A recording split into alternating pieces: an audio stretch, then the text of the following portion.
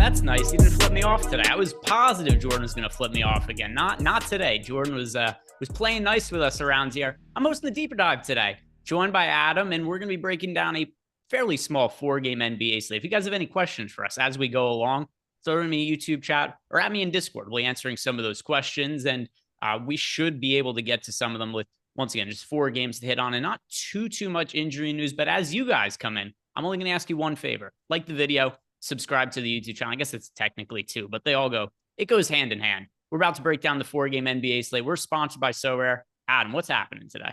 How's it going, man? Pretty interesting 4-game slate. A little bit it's changed since this morning too, so a little bit different to talk about. Should be a good show. Yeah, there isn't like a massive amount of injury news, but there is enough that at least it creates some talking points for us in some of these individual games. Just the roundup for everybody who might want to know who are the questionable players that we're keeping our eye on right now. Tyrese Halliburton, that's the big one. He's questionable. Malachi Branham, he's questionable. Ivica Zubac is questionable. Marcus Morris is questionable. And the Morris and Zubac one kind of go hand in hand because there could be some potential value opening up in the front court for the Clippers.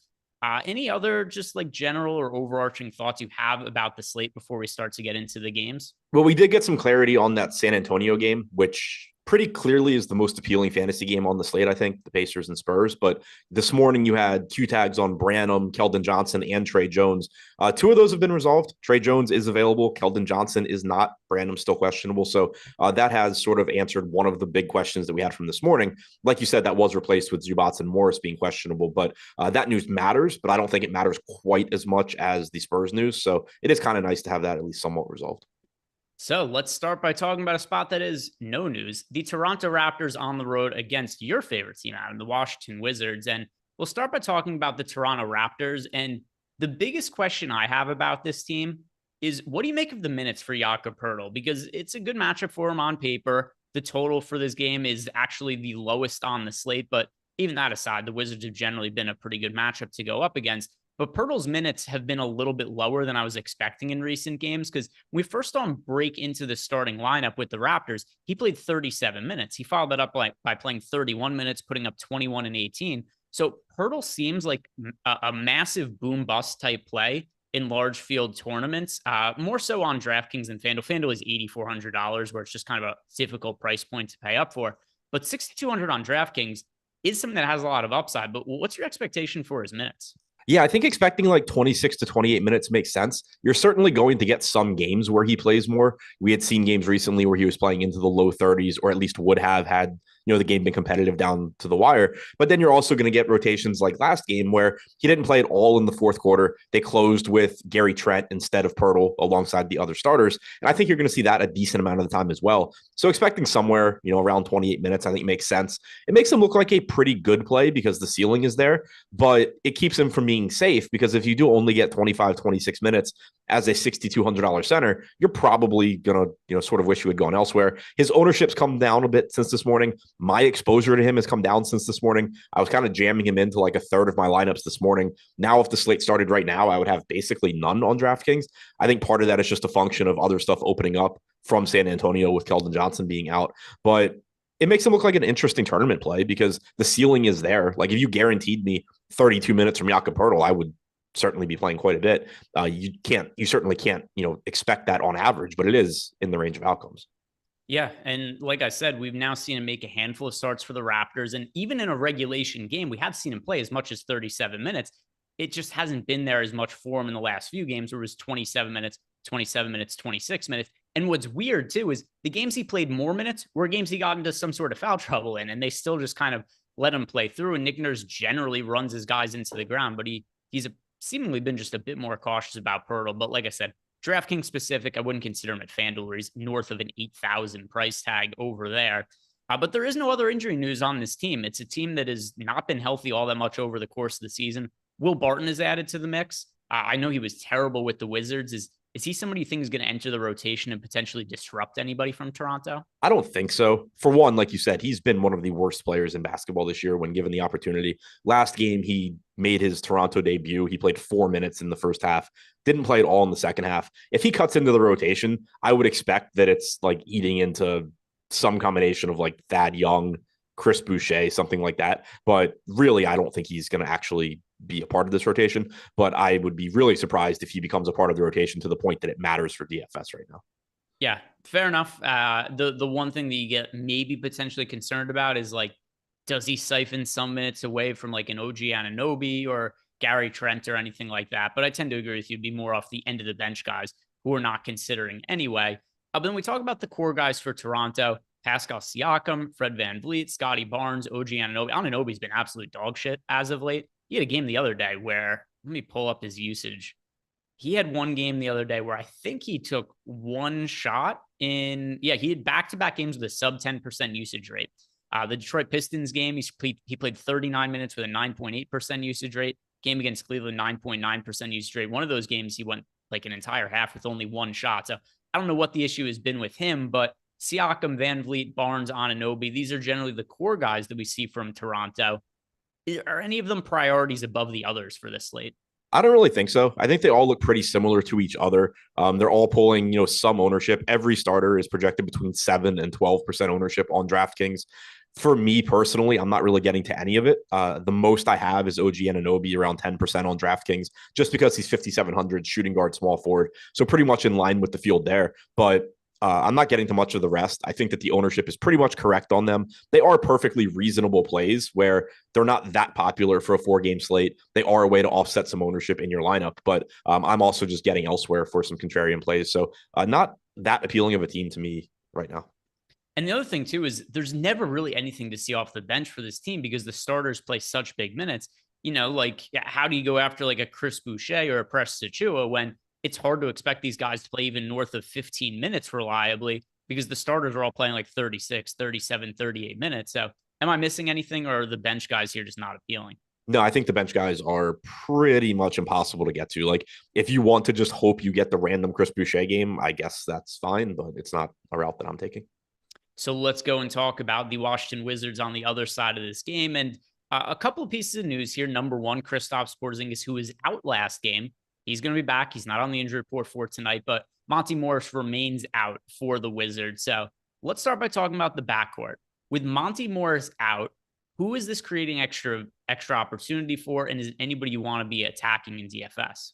So it should open things up for DeLon Wright. Morris being out doesn't change a lot in terms of opening up production, but it does open up minutes for DeLon Wright at 4,600. He's pulling about 20% ownership right now. That's in line with where I think he should be. That's in line with about what I'd be playing if the slate started right now. He's just a pretty good value, should give you around 30 minutes or so. Not a bad point per minute guy.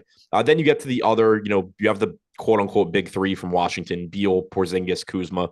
Porzingis coming back does eat into the production a bit from Beal and Kuzma, makes them look like not the same level of priority that they were in their last game, but they're still solid enough plays at their price tags. I'm not getting to tons of them right now, but they're sort of like Toronto, where I think they're more or less correctly owned. They're not pulling a ton of ownership, given that it's a 4-game slate. They are relatively high upside ways to, get some upside in your lineup at modest ownership, but nothing that I'm really prioritizing there. I have more right than anything else from this team. And then when it comes to the front court, now that Porzingis is back in the mix, this does definitely cut into some of the potential playing time for Deni Avdija. It lessens the appeal of Daniel Gafford. Is there any of the other front court players outside of Porzingis, and we'll talk about Porzingis in a second, that you still think look decent? Not really. Daniel Gafford has actually, so he's played 9 games this year where he has started, and all 3 of Porzingis, Kuzma, and Beal have been in. He's only averaged 20.3 minutes per game in those games. He played 29 minutes in one. He's gotten 26 and 24 in a couple others. But other than that, he's just not played many minutes at all. So I think projecting around 22 minutes makes sense. It just makes it difficult to get to him at $5,300. In the most recent games where they've all been in, he's played even less than those 20 minutes, coming off of a 12-minute game the last time all 3 of the main guys were in. So, certainly he could just play bigger minutes. It's not impossible, but I think you do take a couple minutes off of his projection with Porzingis coming back, and then that coincides with the salary rising. So on the one hand, he is getting 4% ownership. If you play him and you happen to get a 26 to 28-minute game, that's probably going to be really advantageous. But I think the 4% ownership is also deserved, and for a reason, and it's that you can't feel very good about his playing time with Washington essentially healthy outside of Monte Morris. And then one other thing I want to bring up when it comes getting back to the DeLon Wright thing, because this I kind of missed this a second ago, but part of this too is because we just got a fresh ownership update, but Dylan Ray is now projected for 47% ownership on FanDuel. DraftKings, he's just under 20% owned, but also on FanDuel, he's 5,000. So he's more expensive than he is on DraftKings in nearly 50% of the field's lineups. What do you make of him garnering that much ownership on FanDuel? So on FanDuel, he is 5K flat, point guard and shooting guard. So it makes it really easy to get him into lineups. I think it's pretty much deserved. We have him with a 43% chance of being optimal, 47% ownership. So that kind of the optimal percentage kind of just suggests that he's just falling into lineups very, very easily. I think that shooting guard eligibility is really, really important. I mean, you're just getting 4 roster spots that you can plug in a 5K starting point guard that's likely to give you about 30 minutes. So I think that he should be a lot more popular on FanDuel than he is on DraftKings. And then just getting back to some of the other players on this team, with Porzingis now back, do you have any expectation that he could be limited at all? I wouldn't be surprised if he's a little bit limited, but I'm not expecting too much. I think, projecting probably around 32 minutes or so makes sense. When he's fully healthy, in competitive games, he's typically giving you around 34. So I think that gives you a little bit of margin for error, but I'm not expecting him to be significantly limited. I think it makes him a very high upside play. 8,900 with power forward eligibility certainly has a ceiling given how good Kristaps Porzingis is when he's healthy, but doesn't make him really stand out. I think the 12% ownership is pretty much about where it should be. And then Bradley Beal, we've got projected for 17% ownership on DraftKings. Kyle Kuzma at 15%. Their FanDuel ownerships, 23% for Kyle Kuzma. And then Bradley Beal, a lot more expensive on FanDuel. He is $9,400 on FanDuel as compared to $8,000 on DK. So Beal only 5% there. So Kuzma, Beal, and Beal, I don't really find to be particularly playable on FanDuel at that elevated price point. But talking about him at 8,000 on DK, and it's been a little bit of a disappointing season for him. His usage has taken a way bigger step back than I had expected. But between Beal and Kuzma, I think they look about reasonable plays and about fairly owned. But how do you view them relative to their ownership? Yeah, I view them similarly to the way that I view Porzingis and really the way that I view like the entire Raptors starting lineup, where I just don't really have like a strong take. Right now, I'm not getting a lot of them, and I'm fine with that. I wouldn't be upset if I started getting more. It's not like it's a bad spot, and these guys certainly have plenty of upside. In the games that Beal has played with Kuzma and Porzingis this year, 1.12 DraftKings points per minute. So it's still not like he's been bad. Like I think he's kind of gotten, and I talked about this on Twitter and on shows previously, I think he's kind of gotten like a bad rap from DFS players because, like you said, he hasn't been the same level of DFS player for a lot of the year because he has taken a step back in terms of usage. He's still been a very good offensive player this year. One other thing that sort of held him back in DFS is that Washington's been a little bit more cautious with him this year. He's been banged up quite a bit, and there've been a lot of games where you're just getting like 30 to 32 minutes from Beal, whereas in the past, you could count on him to play 37, 38, be amongst the league leader in minutes per game. Last game, he played 35. I do think he's relatively healthy now and likely to be giving you 34 to 36 minutes. So that also makes him a little bit more appealing than he has been at other times in the season. But he is going to take, he's just a lower usage guy this year than he was last year because they actually got pieces around him that can do things offensively in Porzingis and Kuzma. So it is by design. But, he's still a 1.12 DraftKings point per minute guy. Kuzma in the games he's played with Porzingis and with Beal is at about 1.1 DraftKings points per minute. So again, you're clearly getting upside from them, but they are also more or less correctly priced. Is there anything else you want to bring up from Washington, or we unturned all the stones here? Jordan Goodwin at 3,300 is interesting to me. I expect him to certainly be in the rotation with Monte Morris out. Last game, we got 18 and a half minutes from Goodwin. He's definitely risky because you do also have Kendrick Nunn. You don't know exactly how this rotation is going to go. You have, Denny Avdia, but if you get around 18 minutes from Goodwin at only 5% or 3% ownership rather, and 3,300, he is a good point per minute guy. I do think he offers some upside. You don't need to play a ton of him to be over the field. I'd have around 10% right now, which, would get me about 3 times the field. So let's move on to the next game. But first, shout out to our sponsor, So Rare, today, because if you guys haven't signed up at So Rare, they've got a deal for you guys. When you sign up using our link, after you make 5 limited card player purchases over at So Rare, they're going to give you a 6th one for free. Now, what is So Rare? It's basically a daily fantasy game that you could play with collectible cards. So when you first join over at So Rare, you're going to get a handful of players for free, and you play in some free contests with them. And then what you could do is you could play some of those free contests to get yourself some limited cards, build up your collection. But then, like I said, also, if you just want to buy some cards when you sign up using our link, the first 5 limited card player purchases you make is going to give you a 6th one for free. And some of those cards that are the more limited ones end up going for really big money in the long haul, especially the 1-of-1 cards. There was a Giannis Antetokounmpo the other day. Did you see this, Jordan? I don't know if you brought it up on any of the shows you've done. There was the 1-of-1 Giannis that somebody won in a contest, sold for, I think the number was $187,000. It's a lot of money. So potential to win those kinds of prizes, rare 1-of-1 players over at So Rare. If you're signing up, make sure to use our link below when you do. Let's move on to the next game, the Philadelphia 76ers against the Dallas Mavericks. And I'm usually not much of a fan of Glenn Rivers, but he saved a lot of my lineups last night because the Sixers were destroying the Miami Heat. And for whatever reason, Rivers just decided, even though it was a back-to-back, just to leave his starters out there in the fourth quarter of like a 25-point game, which I appreciated because we ended up getting not a great game out of James Harden, but Maxey was good. Harris was good. Melton was okay. He was serviceable as a value option, but a lot of those guys would have fallen well short of what I was expecting from them had they not played some of those garbage minutes that Rivers gave them for no reason whatsoever. But now we've also got Joel Embiid back in the mix for the 76ers. Any concerns about Embiid after he missed yesterday's game with a foot injury, playing today? Any concerns about his playing time? Not particularly. I don't expect him to be limited. I think it was probably just them being cautious with him on the front end of a back-to-back. His salary's also come down a bit. He's down to $10,800 going up against a Dallas front court that does not have any sort of answer for him. So I'm not particularly concerned about his playing time. Me either. And I think yesterday, by the way, I don't even think Embiid really has an injury. They've been listing on the injury report with the foot injury for a month now as questionable. And just eventually they were going to sit him out. They were in a spot where it was a back-to-back scenario. We've only got 20-ish games left in the season. I think they just saw it as an opportunity to rest Joel Embiid. And the Sixers are pretty locked into like that upper middle part of the Eastern Conference. And I do think we're going to see some rest games for Harden and Embiid going forward, especially in these back-to-back sets. But now with that in mind, how appealing is Joel Embiid to you as a pay-up option for today if we don't think he's going to be limited?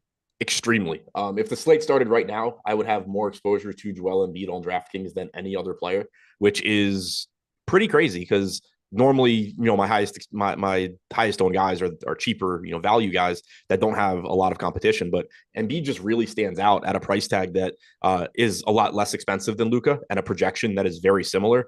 Should just beat the shit out of this Dallas front court, and you've got a cheaper price tag here at 10.8. We have him projected for 28% ownership on DraftKings. We have him with a 29% chance of being optimal. I actually am a little bit higher than that. I have him at 36% to be optimal. That's just a really, really high number for an expensive player, but there's not that many pay up options on this slate. You basically have him and Luka, and then you have, a drop off to everybody else. And there is plenty of value. There's just so many cheap plays that either you can use guys like Jordan Goodwin, or, we'll talk about Anthony Lamb later, Jordan Mora. There are cheap, like risky plays, and there's several of them where like one or two of them probably come through. But then there's also just cheap, underpriced guys, like especially in that Indiana San Antonio game. It just makes it very, very easy to get to Embiid as well. I also find there to be less opportunity costs today than there typically would be, because usually center, we've just loaded with so many options, and we don't have the same influx of center value on tonight's 4-game slate as on other ones. And Embiid's just mispriced. Like his FanDuel price is reasonable, $11,800. I don't know why his FanDuel price is only $10,800. It should be higher than that. Like he's just not expensive enough over on DraftKings. So I'm with you. I think Embiid is the best overall pay up option on the slate, particularly for DraftKings. But now I want to ask you about James Harden, because Harden has also seen a little bit of a price decrease on DraftKings down to $9,500, and he's projected for a good amount of ownership. We've got Harden projected for 19% ownership on FanDuel. DraftKings, he's projected for 28% ownership. If you're going to be really high on Embiid, what does that make you think about James Harden now? How is he going to fit into your lineups? Yeah, so I'm also getting a lot of Harden now, which is different than this morning. This morning, I was actually coming in under the field on Harden and getting a lot of Embiid. Now I'm just getting a lot of both. I think it's probably a function of just, in part, Keldon Johnson being out for the Spurs, opening up some value. It's easy to get to both guys. I don't mind playing them together because they are both relatively inexpensive compared to where they normally would be priced. But also this game has a 3-point spread. It's got a reasonable total at 229. It's not like it's expected to be a low scoring game or anything. It's pretty easy for both of these guys to have big games in the context of a 4-game slate. And Dallas still be able to hang around. It's not that much of a concern. So I'm fine playing them together. Obviously, I'm fine playing them apart. I'm just getting to a lot of both of these guys. More Embiid than Harden, but still getting over the field on Harden right now as well. Are you going to be setting any kind of rules to maybe limit the amount of lineups you're getting Embiid and Harden together? Or are you just okay with like if you get a bunch of lineups of them together, that's all well and good by you? Yeah, I'm pretty okay with getting them together. The obvious risk is that even though they're both individually underpriced, you are still allocating over 20K to two guys from the same team. But I've talked about it a lot before. I think that the teammates thing, people tend to focus on the negative correlation and kind of just completely ignore the positive correlations. If this game plays at a faster pace than normal, it benefits both of those guys. If this game goes to overtime, obviously benefits both of those guys. If you get a quick whistle where you're just getting constant free throws, it benefits both of those guys. So there are things where, yes, there's only one ball to go around, but there are things within the aspect, within the confines of a game that can make the game more appealing for everybody involved in it than we are expecting going in from a median standpoint. So there are positive correlations as well, even though, obviously only one of them at a time can be shooting. And then with that in mind, and not to get too far ahead of ourselves talking about the Dallas side of the game, because we still got Sixers guys to talk about. But if you had a lineup that had both Embiid and Harden, if you were a hand builder, would you be inclined to try to fit somebody from Dallas in that lineup as well, or would it not matter as much? Probably not. It wouldn't matter that much because for one, it just goes back to like what I was saying previously, where this game has a 3-point spread. It's likely to be a competitive game. But if you think about the options from Dallas, like if Harden and Embiid both have big games, it's likely that Luka Doncic plays pretty well because Dallas, if Dallas doesn't get blown out while Embiid and Harden are having big games, it's likely that Luka plays well. But Luka's also the most expensive player on the slate. It's going to be tough to get him into those lineups with Embiid and Harden. Kyrie's not as expensive, but it's still going to be pretty tough to get him in there. And then there's nobody else on Dallas that I think needs to have a good game if Harden and Embiid do well. So it's very easy to imagine a situation where like, yeah, Luka has a good game, good enough to keep Dallas in it. But because Harden and Embiid are less expensive, they're still the preferred plays. It doesn't mean you need to have like Reggie Bullock in your lineup just because you have Harden and Embiid. So I think it's just the way Dallas sets up and the way that their offense is so heavily funneled through two guys that are similarly priced to Harden and Embiid. It makes it difficult to try and implement a rule like that. And then we even have other players on the Sixers that are picking up ownership right now. And it's kind of weird how cheap these guys are. Like, I don't really understand how DraftKings price these players. Got Maxey at 4,900. I guess Tobias Harris at 52, I could understand. He's generally been rough from a fantasy standpoint as of late because he's a guy who is generally relying on scoring and now just doesn't get as much usage. But even so, I mean, Melton's $3,800, Maxey 4,900. So how do these guys look as value options on the cheaper end? They look good as well. I'm getting a lot of them. And that's where I'm sort of getting concerned is like, do I need to do something to prevent a bunch of lineups where like I get Harden plus Embiid plus another piece? But at the same time, with it being a 4-game slate, and like you said, there's just sort of limited opportunity cost. And then you're getting these cheap pieces from Philly, where Tyrese Maxey's $4,900 playing around 30 minutes. That's fine. Like you don't need him to go out there and have a monster game at that price to still be a useful piece. So I'm okay, I think, with still just getting the three of those guys. The same things, I said apply as well. If this is just a game that plays faster than projected or that has a more favorable whistle than projected, like it still just benefits everybody. So if it were a bigger slate, I'd probably put a little bit more thought into maybe like running projections where if I have Embiid, it lowers Harden's projection and vice versa. But right now, like I'm just fine getting a lot of Philly here. I love getting the Philly. Like Dallas is a garbage team defensively. Philly is very reasonably priced across the board. So, in addition to getting a lot of Embiid and Harden, I'm getting a lot of Maxey. I'm getting a good amount of Tobias Harris. DeAnthony Melton, I'm not getting as much, which I'm very happy about. But yeah, like I'm just fine getting to a lot of Philly. And we just got the Wizards starting lineup, by the way, for everybody. Nothing unexpected, but I'll just confirm Delon Wright is starting. Then we've got Beal, Kuzma, Porzingis, Gafford. Nothing unexpected there, but just wanted to let you guys know that we have that lineup. And anything else that we should be looking at from the Sixers? Any like deep tournament plays at the end of the bench or not today? I don't really think so. I think it's pretty much the starters. Well, the 4 starters not named PJ Tucker and then Tyrese Maxey. So I think it's pretty much those 5 guys. And then I have essentially no interest in anything else. So let's move on to talking about the Dallas Mavericks. And when it comes to the Dallas side of the game, I think what a lot of people are going to be contemplating is, do they want to spend up for Luka Doncic or not today? He is 11,900 over on DraftKings. On FanDuel, we have Luka priced at why did I'm an idiot. I selected the wrong team when I was looking at ownership. Luka is priced at 12,000 on FanDuel, projected for just under 20% ownership. DraftKings, we have Luka 11.9, also just under 20% ownership. So you'd said before you're gravitating more towards Embiid as your top pay up option on the slate. Where does that leave you with Luka relative to what his ownership is? Yeah, it has me getting around the field on Luka. I'm still able to get there a decent amount. He's 11,900. You're still getting a very high ceiling from him. He's still clearly a very, very good player. But in the 5 games he's played so far with Kyrie, he's averaging about 1.5 fantasy points per minute. That's clearly still very good. He's got about a 35% usage rate. Assist percentage is around 28 to 29%. That's a lot of production. But when you consider what Luka was before Kyrie came over and what he is still, and to a large extent, priced to be, you were talking about a 38 to 40% usage guy, an assist percentage up around 40%. So you have really seen his production take a step back, and it makes it more difficult when he is the most expensive player on the slate to get there.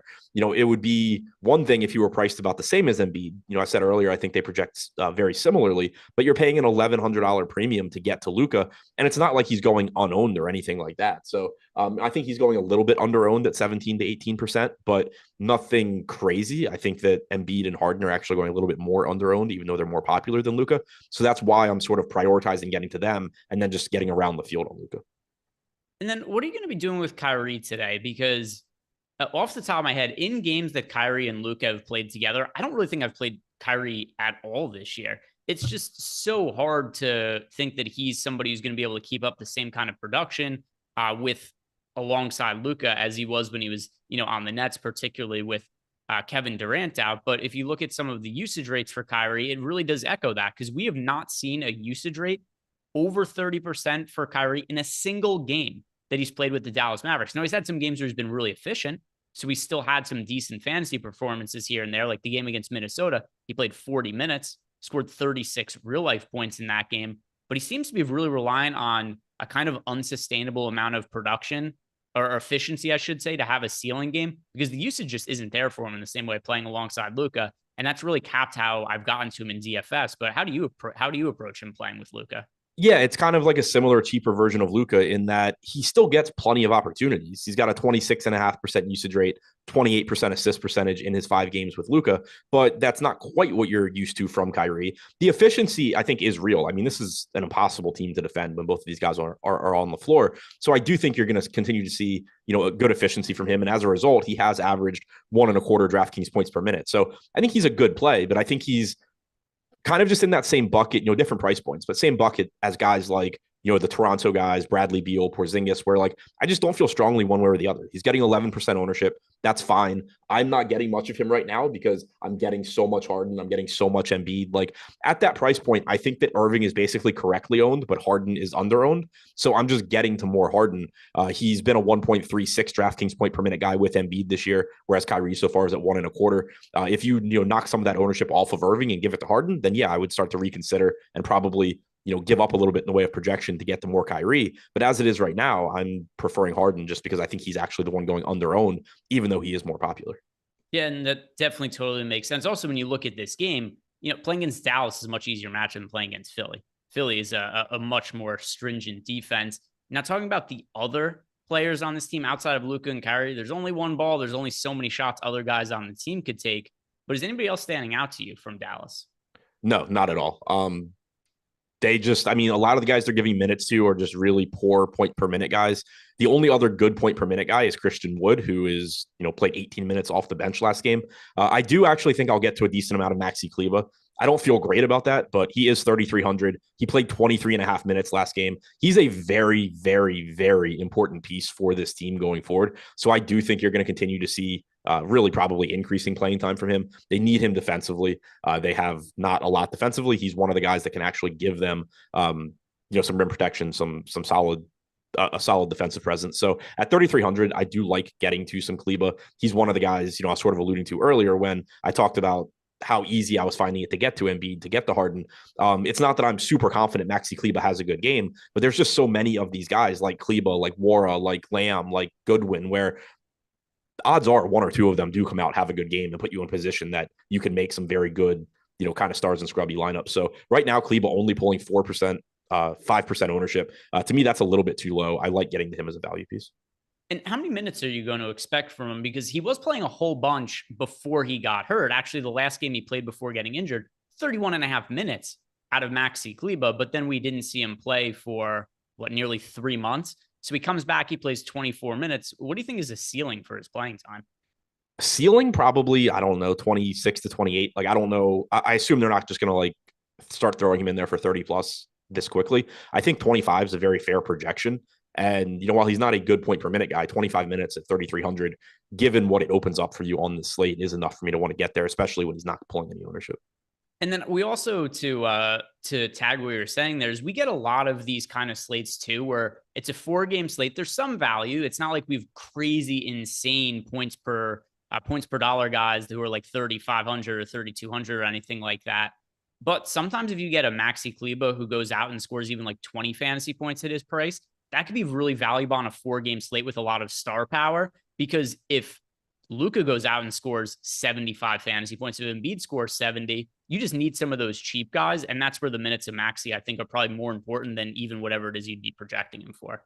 Yeah, exactly. And that's kind of what that's hand in hand with what I keep saying about like, I don't have a lot of confidence in him in particular, but from a roster construction standpoint, there are so many guys in that price range that are at least going to get opportunities. Somebody is probably going to do well enough that if you do get, assuming like at least one of Luka, Harden, Embiid, Halliburton, Kyrie, like assuming one of these guys, one or two of these guys do actually go out there and have big games, there's enough of these sort of like speculative, very cheap guys like Kleba that you're probably going to need that roster construction.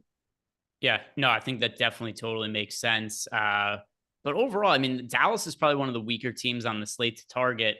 Is there anything else you want to talk about before we move on about them? Not particularly. I think they mostly suck outside of Kyrie and Luka and then gambling on Maxi. All right, so let's talk about the NBA lineup generator that we have over at Stokastic, because we don't always get the time to really dive into this and build some lineups with it. It's one of the newer tools we have on the site, but considering it's a 4-game slate and we have a little bit more flexibility about what we could talk about, I thought it'd be useful to show you guys how the lineup generator works. And then Adam and I could react to some of the players that end up coming out. We'll do it for DraftKings and for FanDuel.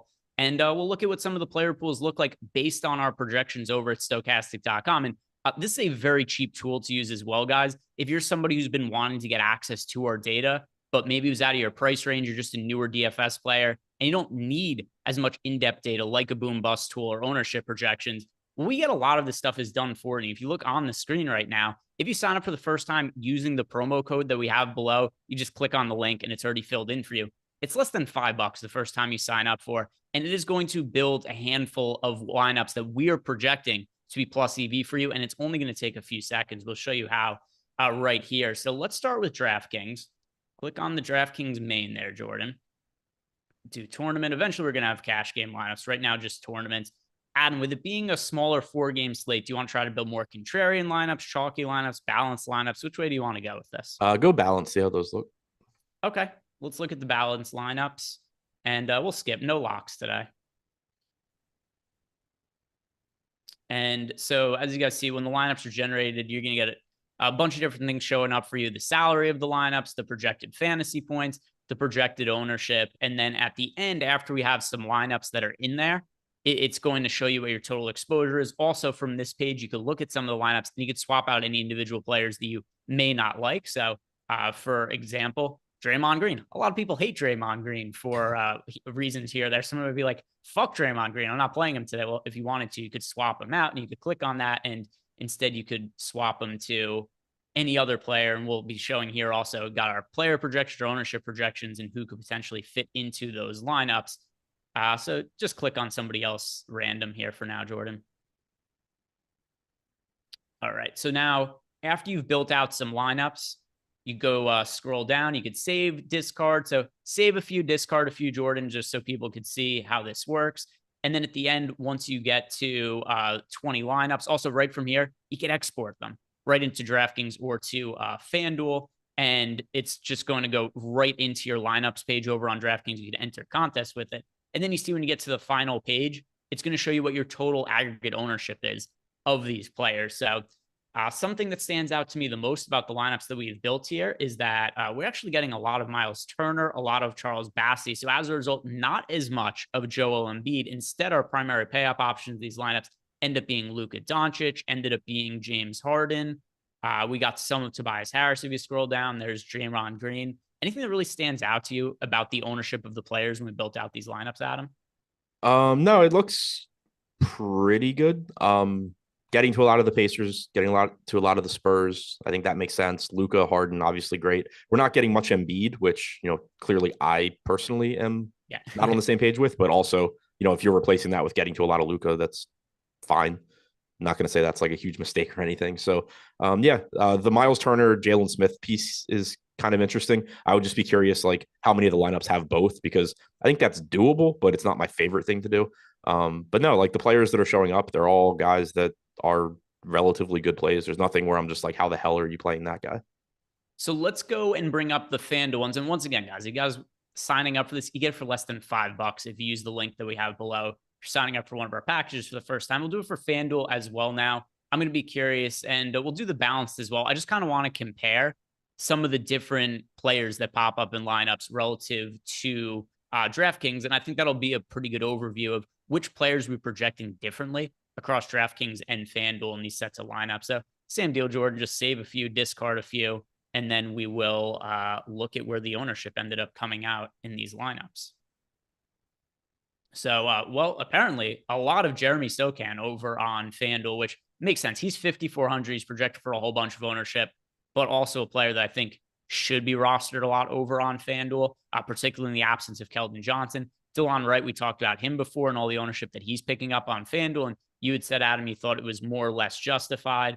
But what do you think of all of the lineups and just the amount of Jeremy Sochan that's being put into spots here? Does this just really show? And I know we haven't talked about the Spurs yet, but it goes to show how much better Jeremy Sochan and some of the Spurs value is than really any of the other spots of the slate. Yeah, I mean, I haven't built FanDuel lineups, so like obviously 100% seems extreme, but I will say that on DraftKings, if the slate started right now, I'd have 60% Sochan. So seeing him at 5,400 on FanDuel, I don't think just playing him, pretty much everywhere is crazy, especially with small forward eligibility. So yeah, I mean, 100% obviously is a lot, but I do think he's a very, very, very good play. Yeah, and then just looking through some of the other players, a lot of, actually, if you look, so we have of our most roster players that pop up there, Sochan, so you got Delon Wright, but then Buddy Hield, Tyrese Halliburton, Benedict Mathurin, Ketta Bates-Diop, and then Trey Jones. So almost entirely Spurs and Pacers players. But we're going to be talking about Tyrese Halliburton and his questionable tag in a second here, because that is going to be something that's a pretty interesting talking point on the slate, especially because considering the start time, pretty good chance we're not going to know the status of Halliburton, because the 5:30 injury report update just passed without an update on Halliburton.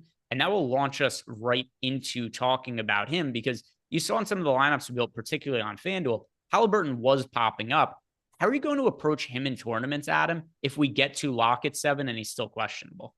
I'm planning on getting to a lot of him, and I'm not overly concerned about it, because one nice thing about today, and it's very different from yesterday where we had the biggest injury news in the 10 o'clock Island game, you're going to have a ton, or most people are going to have a ton of exposure to this Indiana San Antonio game, whether we have Halliburton in, out, or we don't know yet. So it's going to be very, very easy whenever we get that news to swap stuff around. You're not going to be putting yourself in the position where like you have Halliburton, he gets ruled out, and then you just have like nowhere to swap. You're going to be able to get to tons of TJ McConnell in that case. You're going to just be able to swap to more, Paul George, Kawhi Leonard, Jordan Poole, Klay Thompson from the later game. So I'm not really overly concerned about it. I don't think I need like a specific strategy in place to deal with this. I'm going to approach it as if Halliburton is in. If he's in, I'm going to be getting a lot of him because it's a great matchup against San Antonio. He looks fantastic. If he's out, it's going to be very easy. I'm going to have plenty of roster spots available to swap to as much TJ McConnell as I can get to more, Buddy Hield, Miles Turner, Andrew Nembhard, and then be paying up for more of that late game. Yeah, I think it's something that's also the other thing too is we've seen Halliburton play through a bunch of injuries as of late. I know he missed the couple of games when he's actually significantly hurt, but more often than not, I think he has played through some of the questionable tags. But on the flip side, if Halliburton does end up not playing, or if he gets ruled out before the slate starts, who would be the obvious value plays? Who'd be the cheap guys that step up that you say, I need to get to him? TJ McConnell at 3,600 on DraftKings becomes very clearly the best play on the slate, assuming he moves into the starting lineup. Even if he comes off the bench, he'd be an excellent play. But one way or the other, he's going to look really good. It would open up more usage for Turner. It would make Buddy Hield look better. Benedict Mathurin would look better. Nembhard would look better. Wara would look better. Like, the whole team is already basically playable and perfectly fine. If you take Halliburton out, you're opening up more minutes and more production, and it's just making this team look even better than they already do. We got a super chat from Seymour Cake. Seymour wants to know, do you guys think that Toronto and the Clippers cover their spread today? So Seymour, I'm looking right now at OddsShopper because we actually do have market-based tools now that are going to give projections on spreads of games. And I would say this, I think the lines are about fair. We have the Clippers covering the spread 49% of the time. So close to a 50-50 proposition there. And the Toronto Raptors, let's see what we have for them and their spread. The Toronto Raptors, if I sort this by the game line. And by the way, if anybody wants to go check out OddsShopper, we do have a 7-day free trial that anybody could take advantage of at any time. We have the Raptors covering the spread 53% of the time. So that is a little bit more of a lean in favor of the Raptors, but pretty close to 50-50 propositions. Neither one of these games would I say I feel great about betting the spread on. And there's also no super notable questionable players from the Toronto game. Now, as for the Clippers, the other thing also is don't forget that there are players, Ivica Zubac, Marcus Morris, who are questionable. They're not massively impactful pieces. But if you were to bet on the Clippers and those guys get ruled out, the point spread is going to move against you a couple points there. So I wouldn't touch that one. Toronto Raptors, like I said, we have them covering the spread 53% of the time. So slightly better bet on them than on the Clippers. But let's talk about the other players on the Pacers, Adam. And it is a team that's picking up some ownership here. Actually, more than some ownership. The two most popular players on DraftKings are Miles Turner and Buddy Hield. Nearly 40% ownership for Turner. About 33% for Buddy Hield. Over on FanDuel, Benedict Mathurin projected for 40% ownership.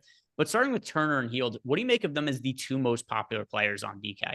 So Turner, I think he's a good play. Like, don't get me wrong. He's 7,400. He's facing the Spurs. He's clearly a good play.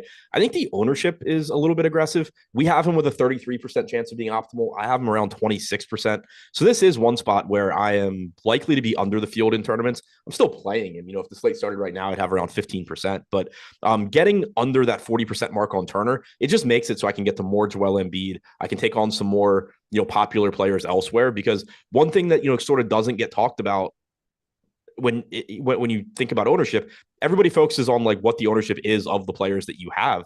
But any lineup that you make that, for example, doesn't have Miles Turner at 40% owned, you're already on your way to being contrarian simply by not having the guy that 40% of the field is playing. So it opens the door for me to play some lineups that, project pretty well and just don't have Miles Turner. So I think he's going a little bit overowned. I think he's a good play, ownership agnostic, but I think he's going a little bit overowned. Hield, on the other hand, I am getting to actually a little bit more than the field. And part of that is the really cheap price tag at 5,600. Part of it's the small forward eligibility. There's just not as many alternatives at that position. It makes them a little bit easier to get into lineups. So I am treating them a little bit differently, where I think they are both good plays. I think they both should be popular, but I think Turner's going a little bit overowned, and I am not having trouble getting away from some of that and taking, different approaches at center. Whereas with Hield, he's just at a position where I'm having a tough time getting different. So I'm probably just going to end up, being around 35-40% on him.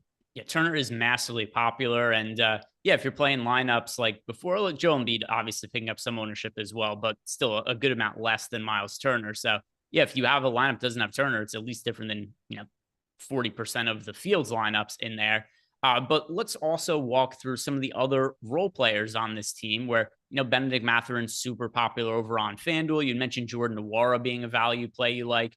How high of a priority is Nwora going to be in your lineups to try to enable you to spend up for the guys you said you like spending up for before, like Joel Embiid and like James Harden? I'm getting to a ton of Jordan Nwora right now, and it scares me because there's no guarantee that he plays the minutes I want him to play, but he was the first guy off the bench for this team last game. He's always been a good point per minute guy when he gets opportunities, especially when he's playing with the second unit. It's one thing when Milwaukee would throw him into the starting lineup alongside like Drew Holiday and Giannis. Obviously, he's not going to be that productive. But in situations like this, where you're expecting his minutes to come with the second unit, and the only guy really doing a lot of scoring on that second unit is Benedict Mathurin, Wara looks good if he gets those minutes. And he played 28.8 minutes last game. He doesn't need to play that many minutes for him to look good. He's projected for 20, 21 minutes. And even that makes him look like a good value at 3,400. He has shooting guard and small forward, power forward eligibility on DraftKings. So you can roster him at multiple positions. And he's only projected for about 8% ownership. That's the big thing as well. So I'm getting tons of Jordan Wara right now. I wouldn't be upset if his ownership projection comes up a bit and I can not play as much, but I'm getting to a lot of him right now. I'm perfectly fine with that. I think Nemhard's a reasonable play at 3,500. He's getting double the ownership of Wara, so I'm not getting quite as much Nemhard as the field, but still, using him here and there. McConnell's coming in around 10%. I don't have any issues with that. Neesmith's pulling 9%. I don't mind that. One interesting thing from the rotation last game is that you got 48 combined minutes from Neesmith and Wara. It went, basically 29 to Wara, 19 to Neesmith. You could certainly see that flipped here. You could see something in the middle where it's like 26, 22. So I think that's maybe a rule that you would want to set, not to have those two together based on the rotations that they ran last game. Yeah, and by the way, Jordan Wara, 7% projected ownership on DraftKings for us. FanDuel, it's totally different for on FanDuel. FanDuel, Jordan Wara is $4,800. So that's totally different. Not really somebody to consider over on FanDuel. But anything else you want to talk about from the Pacers? Benedict Mathurin looks good as well. He's pulling like 28% ownership. I'd be around 20 to 25%. 4,800 shooting guard, small forward. Should give you, upper 20s in minutes against the San Antonio team that can't defend. So I like that. I don't mind playing some Jalen Smith either. I was getting tons of him this morning. I'm not getting as much now, but 3,300 power forward eligible. I think you could play him in addition to Miles Turner. I don't love it because the true ceiling game from Jalen Smith comes when Turner gets in foul trouble or Smith for some other reason plays more minutes, but he's cheap enough with power forward eligibility. I don't think on a 4-game slate you have to set that rule. Smith is another just $3,300 guy that certainly gives you a path to a good game. So realistically, I think there are 9 guys on Indiana that are absolutely playable and not crazy at all. Let's hit on some super chats here before we hit on the Spurs. Phil Still said, who would you stack with Embiid, Maxey, or Melton? So if you had to pick one player from the Dallas side of the game to stack with Embiid, Maxey, and Melton, who is it that you would choose? Luka.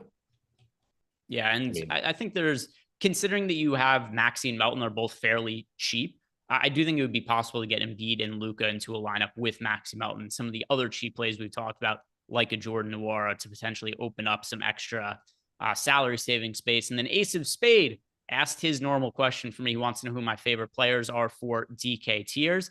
Adam, it does not take a rocket scientist to figure out that you're probably not going to be opinionated on DK tiers for tonight, but I've got it answered here. I do have one question for you, though. If salary was taken out of consideration, would you prefer Luka or Embiid? Because that is part of the question that would be related to this. They project like the same for me. So, I guess if salary is taken out, I would say Luka because he does project slightly higher and he's lower owned. Yeah, so for me, I ended up being a little bit more Luka when I ran lineups here. Tier 2, I came up with Tyrese Halliburton, but Ace of Spade, just make sure that he's playing. If Halliburton gets ruled out, you just swap it to Kawhi Leonard. Tier 3 for me was Kristaps Porzingis. Tier 4, Miles Turner. Tier 5 ended up being Zach Collins. And then Tier 6, Buddy Hield, who we just talked about. So Ace of Spade, hope that helps you build your tiers lineups out for tonight. Now let's talk about the San Antonio Spurs. We're picking up a ton of ownership here, Adam. We're still waiting on news on Malachi Branham. He's officially listed as questionable, but Keldon Johnson is out. Romeo Langford is out. Ken Birch is out. Isaiah Roby is out. What are you going to do if Malachi Branham is also out today? Is that going to open up any more clear and obvious value, or is it just more minutes for guys that we're already going to be liking? So it probably would make Devontae Graham look better. Right now, I'm not getting too much Devontae Graham. If Malachi Branham is out, I suspect I will start getting to Devontae Graham. But with Trey Jones back, if Malachi Branham is also in, I am a little bit concerned about Devontae Graham's playing time. I think he still, is decent, but certainly would expect to get the more of him if Branham sits. That's the biggest impact, I think, because you do also have Devin Vassell back. So it just becomes a situation where that guard rotation is kind of muddy if Branham's in, but if Branham's out, you still have plenty of minutes available. Yeah, and then as things stand right now, we're talking about, like when we're running FanDuel lineups, Jeremy Sochan pulled up. It was popping up in just a ton of lineups. So what do you make of Sochan as a value play? Because Once again, he is projected for a ton of ownership over on FanDuel at 52%. And then over on DraftKings, we've got Sokan right now projected for 26% ownership. So the most popular player on the Spurs, and at least for FanDuel purposes, the most popular player on the slate. How do you feel about him as a chalk option? He'd be my highest owned guy from the Spurs if the slate started right now. And that's saying a lot because I'm playing a ton of the Spurs. But Sohan just looks good at 5,300. You don't have Keldon Johnson, so that opens up production. You do have Vassell back. My assumption is that he's coming off the bench and playing something like 20 to 22 minutes. So it's not like you're going to have him out there for a ton of minutes. You're going to get plenty of time where Sohan's out there without either guy. 0.9 DraftKings points per minute in 356 minutes without Keldon Johnson so far this year. About a 21% usage rate, 11% rebounding percentage for Sohan, likely to give you upper 20s, maybe low 30s in minutes. He's cheap. He's a forward. Most of the guys that we've talked about really liking today are guards and centers as usual. So that, makes him look good as well. I'm getting over the field on Jeremy Sohan right now. Sounds good. And then are you surprised at all about the amount of ownership going to Charles Bassey? 25% owned right now on DraftKings. FanDuel can only play one center. He's 18%, but fairly popular. Bassey's been a good fantasy producer this year. The minutes are never consistent for him or guaranteed, but 25% Bassey, is that too high, too little, or just about right? I'm getting more than that. It's just that he's so cheap and he's a good point per minute guy. He's played 11 games now this year without Jakob Poeltl and with Zach Collins. Of those, or in those 11 games, he's averaged 17.7 minutes per game, 1.21 DraftKings points per minute. So you're just getting a very good median projection, point per dollar projection on Bassey at 3,300. And like you said earlier, there are good center plays today, but it's not as good a center slate as it usually is, or as it would be if it were more games. So I'm not as hesitant to punt that position, especially on DraftKings where you can, roster two of them. So I can still play, Bassey plus Embiid. And then you also get the upside of, what happens if Zach Collins gets in foul trouble or for any reason, Bassey just plays more minutes. Last game you got 26.5 for Collins. You got 21 for Bassey because Collins dealt with a little bit of foul trouble at the beginning of the second quarter. So you got a little bit of extra run from Bassey. If he plays like 16 to 18 minutes, he's likely to be good. If he gets more than that, he can very quickly turn into somebody that you have to have. So it's always scary playing a backup center when he's popular, but the point per minute production and pretty clearly, being the backup center, I don't think we have a lot to worry about in terms of him at least getting those backup center minutes. Makes me pretty comfortable going to him. And then the rest of these guys, like we've got Trey Jones, Ketta Bates-Diop, Doug McDermott, Zach Collins, all in projected like around 20% ownership. Seems more or less reasonable to me, but do you have any final thoughts on these Spurs players? So Trey Jones looks really good to me. Certainly keeping an eye out to see if we get any sort of minutes restriction on him. But assuming he starts, I'm gonna expect that he's playing upper 20s in minutes, and it's gonna make him look good. I've been for 26 minutes right now. He's averaged 1.1 DraftKings points per minute in 446 minutes without Keldon Johnson on the floor this year. Very good matchup, very reasonable price tag. So I'm getting to a lot of him. Ketta Bates-Diop's pulling 22% ownership on DraftKings at 5K. He's one that I'm not getting much of right now. I think he's fine. I think he probably plays 28, 30 minutes. He's at 0.75 DraftKings points per minute without Keldon Johnson. It's just that if he's going to pull that ownership, I'd rather be getting, Jeremy Sohan over him at similar ownership. I'm playing more Buddy Hield, even though Hield is a little bit more popular. So that's one spot where I am sort of just not getting to the field. But the Trey Jones ownership, I'm over on that right now. I'm over on Sohan. I'm over on Bassey. I'm around the field on Zach Collins at 6,400, who's certainly a good play in his own right. Doug McDermott, another $3,300 guy that has a path to success. He is actually pulling ownership here at 19%. I am getting right around 15%. So, nothing too crazy there. And then one spot that I really don't mind getting to that the field isn't is $5,700 Devin Vassell or $5,500 Devin Vassell. I do expect him to come off the bench. I do expect him to be limited. But if we assume that's around 22 minutes, I still think there's actually a pretty high ceiling for him here. He's a 1.2 DraftKings point per minute guy without Keldon Johnson, 25% usage rate. If he were popular, I wouldn't really want any parts of it. But given that nobody's going to play him and you are getting a discounted price tag, I do think he's kind of interesting. Like the thing you have to keep in mind is, yes, he's limited, but normal Devin Vassell is like $7,500 here. So a $5,500 price tag is pretty clearly accounting in that we expect him to be limited. So let's move on to the final game of the slate. It is the Clippers against the Warriors. And we've got a question from Big Dream $sign in Discord related to this game. And it's related to the injuries. He wants to know if we think that the Clippers will go small if Zubats is out. If Zubats is out, I just assume Mason Plumlee starts. Yeah, I assume they go. So I assume they go Plumlee. That's not a lock though. In the last game that Zubats was out, they did start Plumlee in the first half, and then they went to I think Batum in the second half. Let me look. I think that is what they did. And we got either way though in both games, even the one where Batum in the second half against Denver. Yeah, and then the game before, we saw a start from Plumlee. The game went to double overtime, still only playing 25 and a half minutes. But that's what I think. If Zubats is out, Plumlee probably starts and plays like 25, 26 minutes. That would be my expectation. And then we also have Marcus Morris being questionable. So if Zubats and Morris are both out, is that opening up any kind of value that you would want to get to that you otherwise wouldn't be rostering? So, I mean, it's opening up some stuff that would be risky, but that I think is playable. Like if Mason Plumlee's starting at 5K, he's certainly playable. If Zubats is starting, I want no pieces of Mason Plumlee, but like I wouldn't be confident in him in 5K. I don't think it's a spot where it's just like, oh, Mason Plumlee just became the best play on the slate, but he would certainly look better. Similarly, like if both of those guys are out, Nick Batum at 3,300 already playable as like a $3,300 prayer. But if one or both of those guys are out, you are likely looking at more minutes from Batum at 3,300. You could certainly be looking at more minutes from Eric Gordon at 3,700 if they're both out. So yeah, I think it opens up guys that I'm not interested in if they're both in, that I become interested in if they're out. But I don't think it opens up anybody where it's just like, oh, this guy just became, the best player on the slate. Like there's no TJ McConnell type guys on the Clippers. And then as for the pay up options, Kawhi Leonard, Paul George, Russell Westbrook. Number one, Westbrook is tanking this team right now. They were gelling. They're looking one of the best teams in the Western Conference. They've not won a single game since Westbrook joined the team.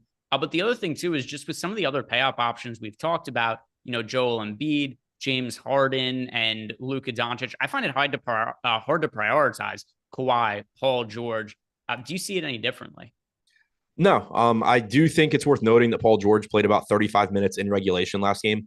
We've been getting this like bullshit minutes limit on him, Yeah. where he still plays like 32 in regulation. And then when they go to overtime, they still play him in overtime. Last game, he played 35 in regulation. So I think expecting 34, 35 minutes from him is very reasonable. Shooting guard, small forward eligible. He's just another one of these guys similar to Toronto, similar to the Washington main pieces, similar to Kyrie, where you're getting like 10 to 15% ownership. I think he's a perfectly fine play. If the slate started right now, I'd have around 10%. So no crazy stand there.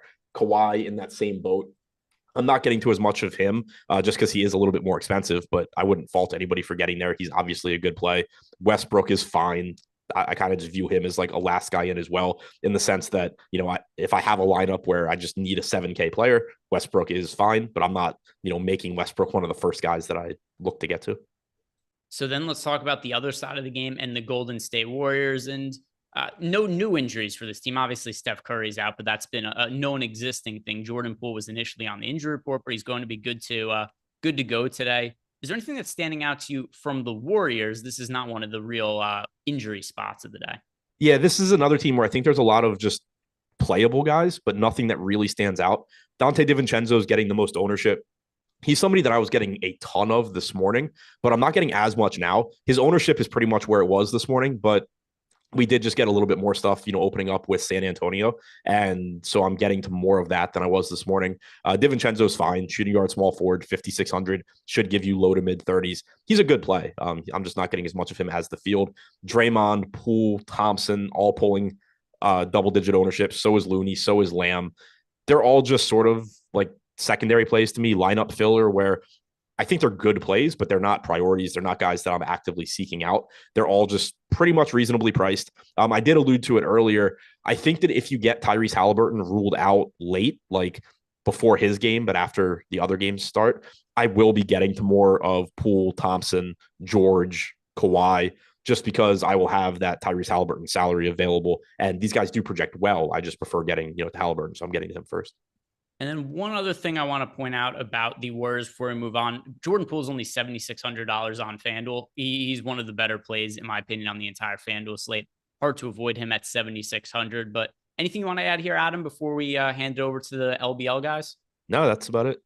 All right, guys, if you haven't done yet, do us a favor, like the video, subscribe to the YouTube channel. Don't forget, any package you want to sign up for over at Stokastic right now, use the link we have below. It's going to get you 50% off the first time you sign up, including the NBA lineup generator that we talked about before and built some lineups on. But other than that, guys, stick around. Live Before Lock is coming up next.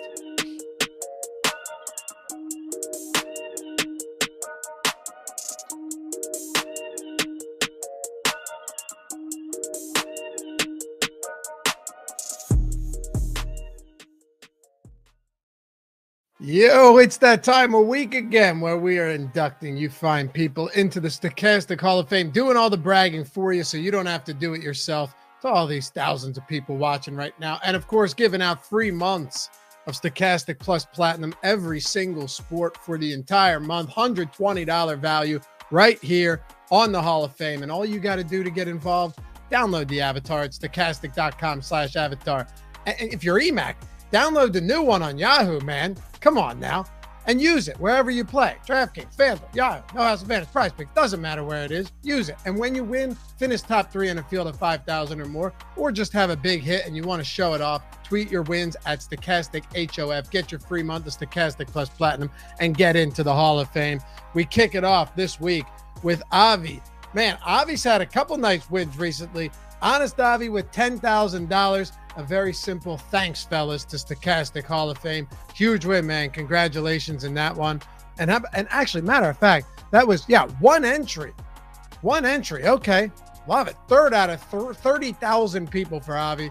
And Jake Hari coming up next. Our own Jake Hari had a bunch of New Jersey 2, PP1, all that good stuff stacks last night, which put me in a good spot to get lucky with one of the few Gibson Duck stacks in my crunch. 5,000 for Jake. He just punched the ticket to the live final recently as well. Arnold took down another one. Thank you guys. $2,000 in the college basketball big jam, followed up by our own Pete McCarthy, $20,000. Again, man, change that avatar, brother, but still $20K in the fantasy millionaire and NASCAR millionaire. Congrats to Pete. And EMAC, $4,000. Come on, EMAC. Celebration begins in the wee hours of the morning. That daily NBA DFS building blocks article is still somehow free. Yes, his article, a popular one, free every day at stokastic.com. Seems like a must read, he said. We'll self-promotion from EMAC, but I appreciate it. And Professor, nice little afternoon pump using the Stokastic NBA brains.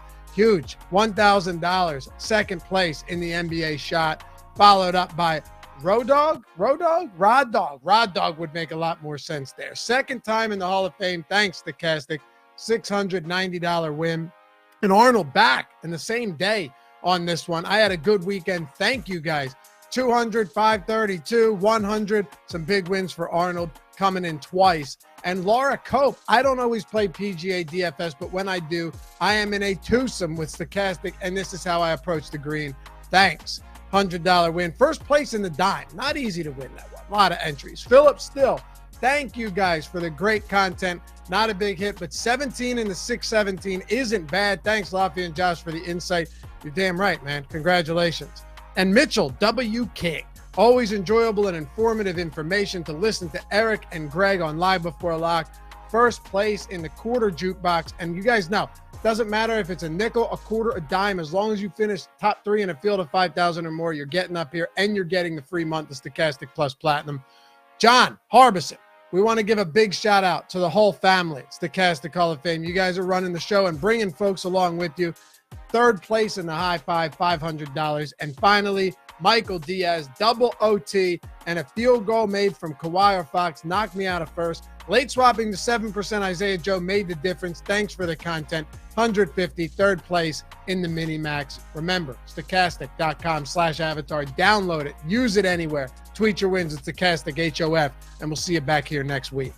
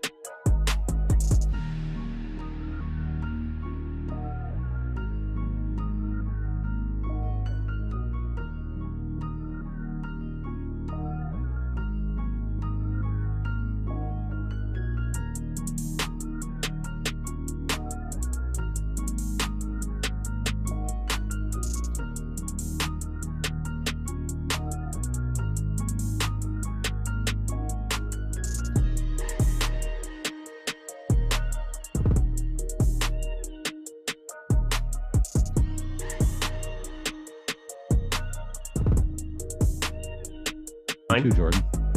Jordan, I hope you have a blessed sacred day.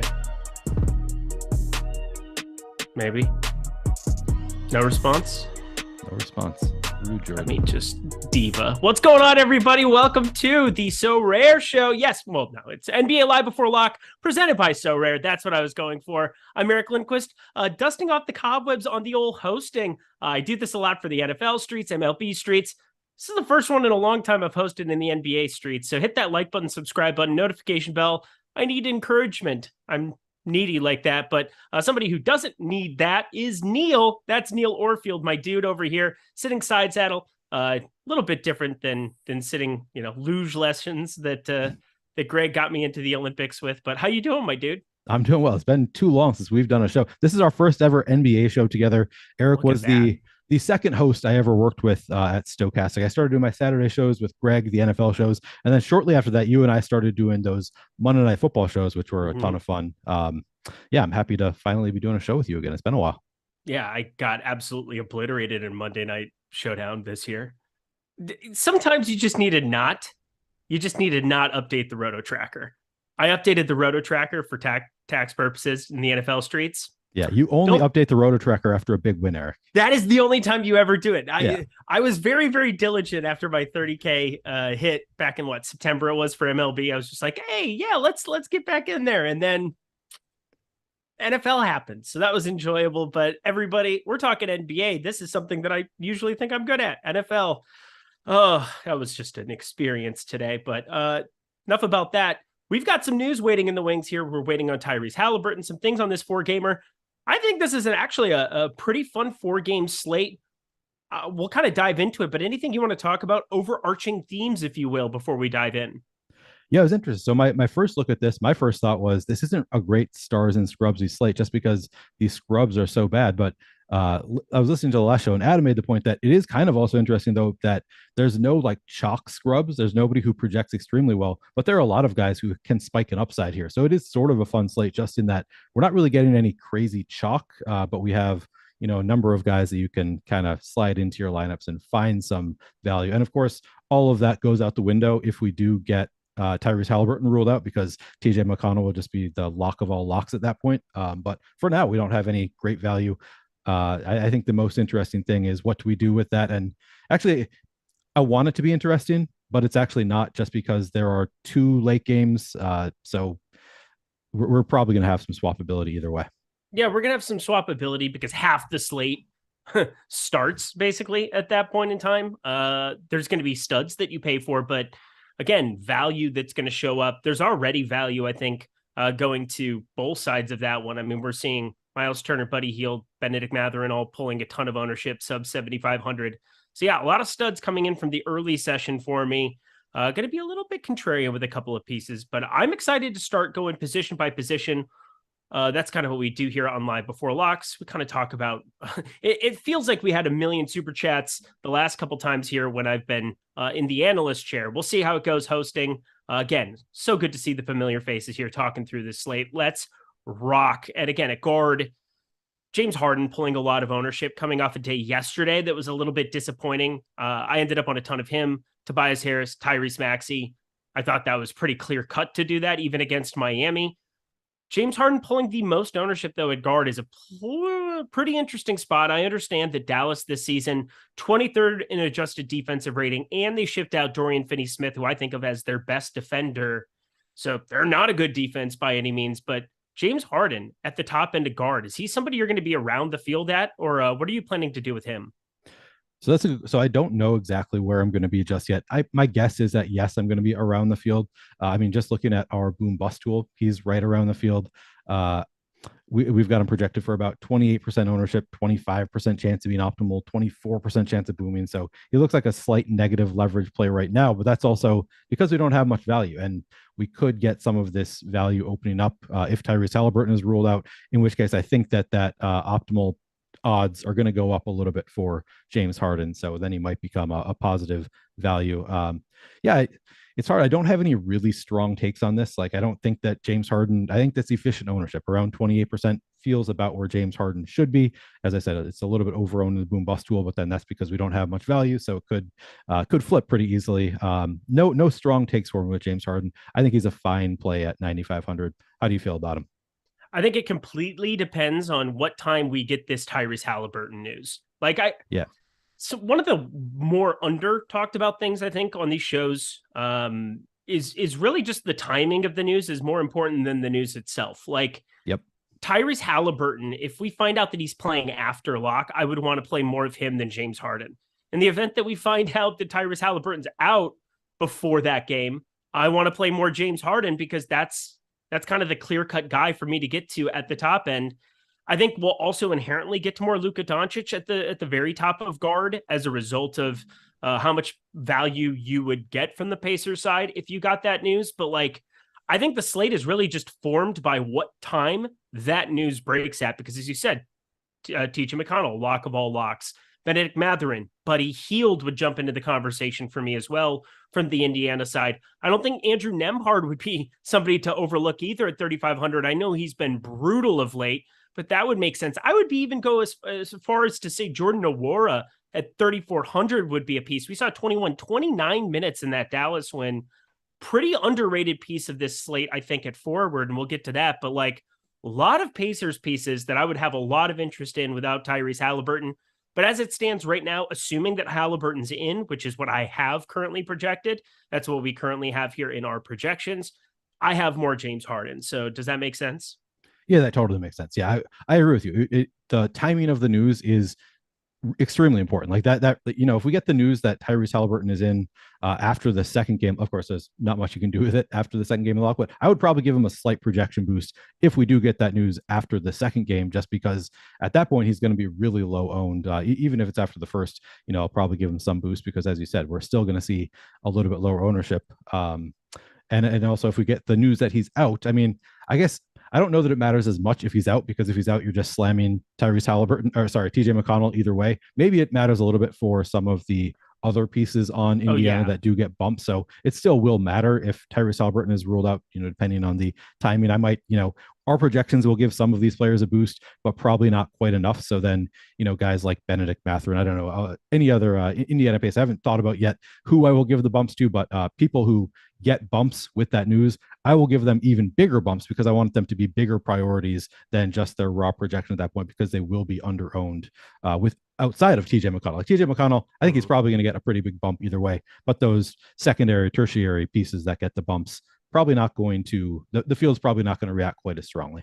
Yeah, TJ McConnell unplayable if he plays. That's the tough part about it, is it's not like some player that went from playable to the best play on the slate. It's a player who goes from I want 0 to I want 100. That's just a little bit more of a difficult dichotomy to split the balance of. But I digress. Who is it? Tolga A. Why do you guys assume he is going to play? I don't assume anything. I think it's the truest coin flip you could possibly run into.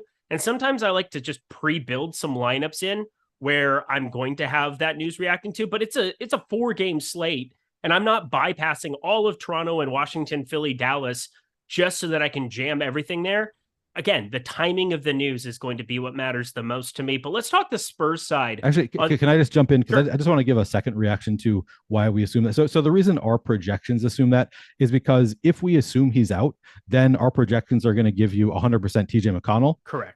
And that is, it's going to put you in a bad spot if then we find out that Tyrese Halliburton is in. So, and even if you split the difference, we're probably going to get a ton of TJ McConnell. So it's kind of necessary. It kind of makes it, it's helpful to people who are using our projections to assume that Tyrese Halliburton is in for the sake of the projections, but I'm not, for the sake of my lineups. I'm not making that assumption. I set a rule at most one of Tyrese Halliburton and TJ McConnell. I'm going to be playing some of both of them. I'm giving McConnell a bump right now, and I'm going to have some lineups that assume he's in, some lineups that assume he's out, and I will be adjusting after we get the actual news. Yeah. Loco in there in the chat. He's not out till he's out. You don't score until you score. Until you score, baby. American Pie, do you get that reference? Till you score, baby. We're going to Stifler, but no, I don't. It is Stifler, 100% Stifler. Stiffmeister, baby. To the Spurs side, because again, we talked about the Pacers, and I know I said position by position, but one player that I think is probably the most uncomfortable piece of chalk for me personally on this slate, is Trey Jones. He's coming in at around a quarter of the lineups here. He's a fantasy point per minute guy. There's no Keldon Johnson, but we have not seen him play since the 11th of February. It has been 3 weeks, basically, just about 3 weeks since Trey Jones played a basketball game. I assume he starts, assume we see that starting lineup, he's in it. I don't know if I want to project him for more than 26 minutes, 25 minutes. This is a team that is actively tanking. I think we can all agree on that. How do you feel about Trey Jones at the guard spot today? Yeah, it's really, so we haven't projected for yet 26 minutes, 28 fantasy points. Currently I'm getting about top 10 owned player on the slate. Yeah. Yeah. So I'm even with the bumps that I'm giving to TJ McConnell and Tyrese Halliburton in offsetting lineups. I also gave a bump to Luka. I'm still getting just a ton of Trey Jones. So, yeah, I'm not comfortable with it, but it's a 4-game slate. Honestly, I don't feel all that comfortable with that many players on this slate in general. So I'm willing to take a little risk on Trey Jones. I mean, partially because we only are projected for 26 minutes. Yeah, the last game he played 25. The game before that, just 9 minutes against Sacramento. He got hurt in that game, right? He must have. Trey Jones, yeah, he got hurt. Yeah. Okay. So that one, we can count that out. Yeah. I mean, we've got him projected well in 26 minutes. And I think that is a fair projection for him, even for tanking Spurs team. So I think I'm comfortable playing Trey Jones. How do you feel about it? Yeah. I mean, I just said, I think that he's uncomfortable. And I think my main talking point about Trey Jones is whether or not I want to give him a bump to try to preload some TJ McConnell, because again, it's a 5,100. It's leaving 1,500 on the table, but I think it's going to be easier for me to just preload some Trey Jones into lineups and then move that around and have another lineup spot at point guard there. But we do have a lot of point guards that lock in this early session. I talked about James Harden and Luka Doncic. I don't think Fred VanVleet is, completely unplayable, even though he's not projecting out very well today relative to some other pieces, but he's down to 8,400. It reflects having OG Anunoby being back in that lineup, playing big minutes. This Toronto team just kind of tough to land on anything that isn't Pascal Siakam. I have a little bit OG Anunoby, but I'm not encouraged by it. Prices are starting to come down to reflect that everybody's healthy again, but a lot of point guards that I want to get to in this early window. We've got Delon Wright, 4,600, continuing to have Monty Morris out. You've got, it's just, do I bump Trey Jones just so that I have more swappability to get to TJ McConnell and it's not at some crazy price point? Yeah, just something I'm consciously thinking about, trying to make sure that I do have as much access to getting to McConnell if that news breaks that way after lock. Yeah. The nice thing about Trey Jones is that he's in that game. So we can, exactly. As I said, I'm getting to a good amount, but there is a good chance that I will lose that if we get the news that Tyrese Halliburton is out, because as I said, I'm going to be our projections are going to be giving bumps to all these players on the Pacers. And some of them I'll give even bigger bumps to just because I'll know that they are going to be under-owned and I'm an exploitative player. So I'm going to try to take advantage of players being under-owned by the field. So I probably will lose some of my Trey Jones if we get the news that Tyrese Halliburton is out. If we get the news that Halliburton is in, I think I'm fine eating, 30-35% of Trey Jones anyway. Did you just call yourself an exploitative player? I did. That's a phrase that I use frequently on high stakes as we're talking about the stuff. I mean, it just means that I'm trying to take advantage of the field's mistakes. I love that. I must have missed that episode when you say that. I see you say big bumps and you cannot lie. Those other brothers can't deny. When Jordan Klein walks in with that itty bitty waist and around thing in your face, you get sprung. Because he noticed that butt was stuffed. That bump was stuffed. All right. Anything else from that game specifically you want to talk about? Because I think I just buried myself. From which game in particular? I don't know. The one that we just talked about for 20 minutes, the Pacers. The Pacers game. Okay. No, I mean, I think that we have, it's probably the most interesting game on the slate in terms of there's goodness all around in that game. So yeah, if you want to talk about that game specifically, let me see what I want to talk about NBA Bet Pro for a second. That's what I want to do. Right. Stokastic NBA Bet Pro. Guys, have you checked this out? Because between NBA Bet Pro and the new Odd Shopper product, I mean, Odd Shopper's just been revamped in so many amazing ways, but NBA Bet Pro, I mean, that's kind of been the impetus because we have so many great guys behind the scenes I can't even tell you the number of great data people we have behind the scenes. Of course, Alex Baker, but it's not just him and Steve Buzzard and everybody else that have put in great work on this NBA Bet Pro. but it takes you like 2 seconds to find the best bets on the board. You simply go to the NBA tab. Yeah, fire up any name you want. You could look at the top of the board to see the top projected expected win percentage guys, the expected value percentage guys. Dante DiVincenzo over 4.5 rebounds. There's a freebie for you. I like the 20.5 if you take the entire package. It's kind of combining multiple processes, whether it's OddsShopper, NBA Bet Pro, putting it all together. But I mean, nothing has been easier than being able to just fire up some bets every single day from this tab. It's super easy. You can navigate it. You get a 7-day free trial for it. It's only $29.95 per week. I mean, under $100 for a month. Pretty great stuff going on here with NBA Bet Pro.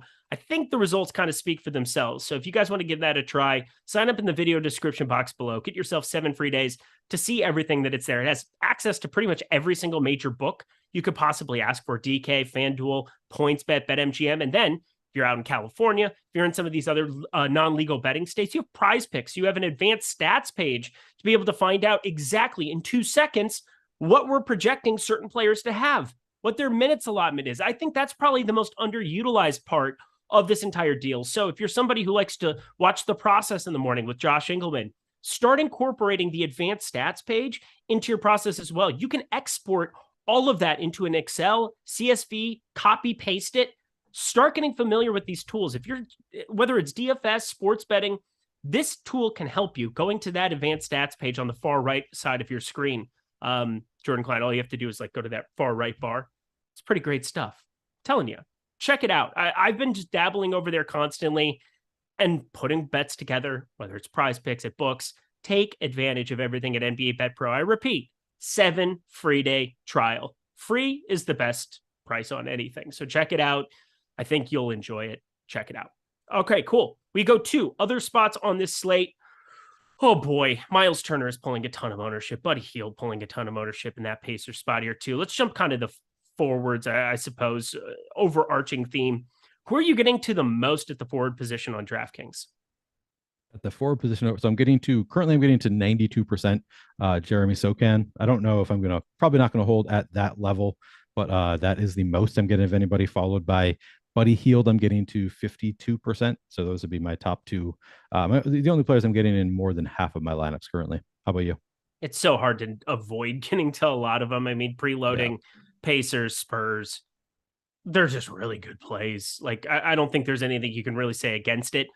Is there a player, though, pulling ownership at the top that you're finding yourself undercutting? Because I've got a couple. I mean, I'm getting way under right now on Doug McDermott. I don't quite understand 20% of him on this kind of a slate. I think it's just mainly the price tag, but played 28 minutes, went 5 for 9 from 3. Is he playing for Creighton? Is this NCAA tournament March Madness where we can go back in time? He's playing basketball for his dad again, and he's going to chuck it up 14 times a game? No, because then I don't want to be playing him at these levels, even with Keldon Johnson out. I think they have enough guys where they can dilute it, but feeling pretty comfortable shorting him. But anybody you're looking at shorting at the forward position? Yeah, so I definitely agree with you about Doug McBuckets. I do currently have more than the field of Doug McBuckets, and the reason is I haven't done that much to my so far. I currently have our projections, and I haven't really adjusted them at all. But you look at the boom bust tool, which is usually how I decide how to make adjustments. We've got McDermott projected for 19% ownership, 16% chance of being optimal, and only 6% chance of booming. So he's probably not going to hit a huge score here. We've only got him in for like 18 minutes, so he really does need to be pretty hot to pay off this price tag. And I'm with you. If he's going to be 20, we got him at 19% owned. That's just a little bit too high for Doug McBuckets. I don't know that I'm going to short him all that much. Like, I'm not trying to completely cut him out of my player pool or anything like that, but I do imagine I'm going to end up under the field. I'm actually surprised that I'm getting this much because I haven't made any adjustment to Doug McBuckets himself, but I have made adjustents to other players. So like, I've gotten a lot of TJ McConnell because I'm kind of playing it risky and making the assumption that Tyrese Halliburton's going to be out for a number of my lineups. So I'm surprised I'm still getting so much Doug McBuckets, even though I have given a big boost to TJ McConnell's value. You'd think that I'd get less of other value pieces, but I suppose it's also a positionality thing. So yeah, I think that the ownership is a little bit high on Doug McBuckets, but again, we are playing on a slate without any real great ownership. No risk it, no biscuit, son. That's right. I like it. Anybody that you're getting massively overweight to that you think the field is kind of underappreciating it forward? Sorry, can you say that again? Anybody that you were getting massively overweight to that you think the field's underappreciating, not named Jeremy Sohan? Let's see here. Anybody that you find yourself overweight to right now? Yes, I'm getting to a ton of Joel Embiid right now. I actually have Embiid in 84% of my lineups currently. So I guess that is a result of the bump that I gave to TJ McConnell. Makes it really easy to get to Embiid. He's just a pretty solid value piece in terms of players who are expensive. So the field coming in at 28%, I'm going massively over that on Embiid. Of course, I also have not given any kind of boost to Jakob Poeltl, which maybe that'll cut into my Embiid just a little bit because I do like Jakob Poeltl quite a bit on this slate. But yeah, currently getting to a ton of Embiid. My guess is I'll still be over the field. I'm also over the field on Miles Turner. That might come down with the Jakob Poeltl boost. Yeah, so most of the players that I am getting to a ton of, the field is getting there too. Tobias Harris, the price tag still feels a little bit low. Of course, Embiid is back, so it's not like the slam dunk that it was yesterday. I like Dante DiVincenzo, but the field kind of does too. It's honestly hard for me to find anybody that the field is not getting to that I'm going to be way over the field on, other than TJ McConnell, because I'm making the assumption that Tyrese Halliburton is going to be out. How about you? Do you have anybody that you're going? Yeah, I don't understand why nobody's playing Jordan Nwora. I'm a little bit surprised that he's projecting out as poorly and that nobody wants to be playing him in any way, shape, or form. Look what happened last game, going up against the Mavericks. You first of all had Tyrese Halliburton in, so they played all of a 10-man rotation, but Chris Duarte got his minutes completely chopped off. Jordan Nwora was the first sub to check into that game for Aaron Nesmith. And it wasn't foul trouble. You literally had one foul and got pulled out there. Jordan Nwora, first guy to check in for the Pacers before Jalen Smith, before Benedict Mathurin, before TJ McConnell.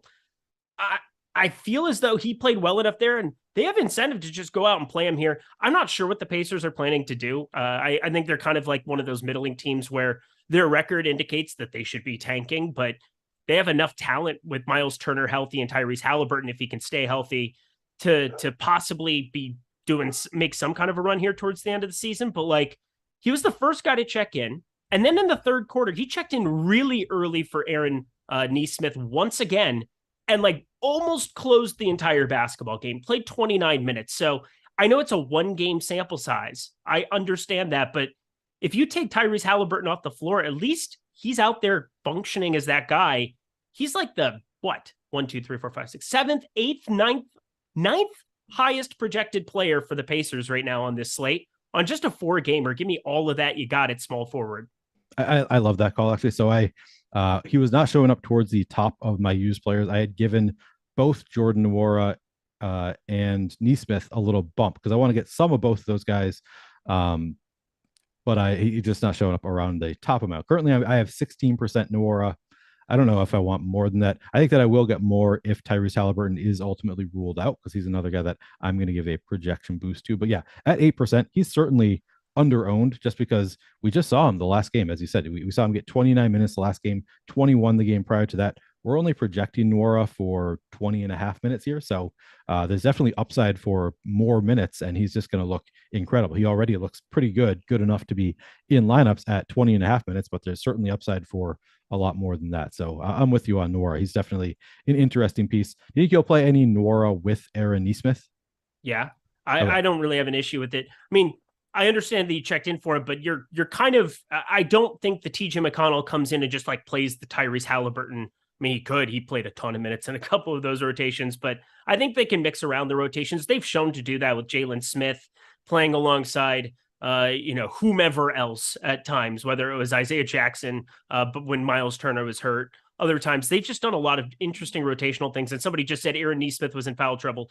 No, he was not. He had one foul in his first 6-minute rotation. I'm looking at popcornmachine.net.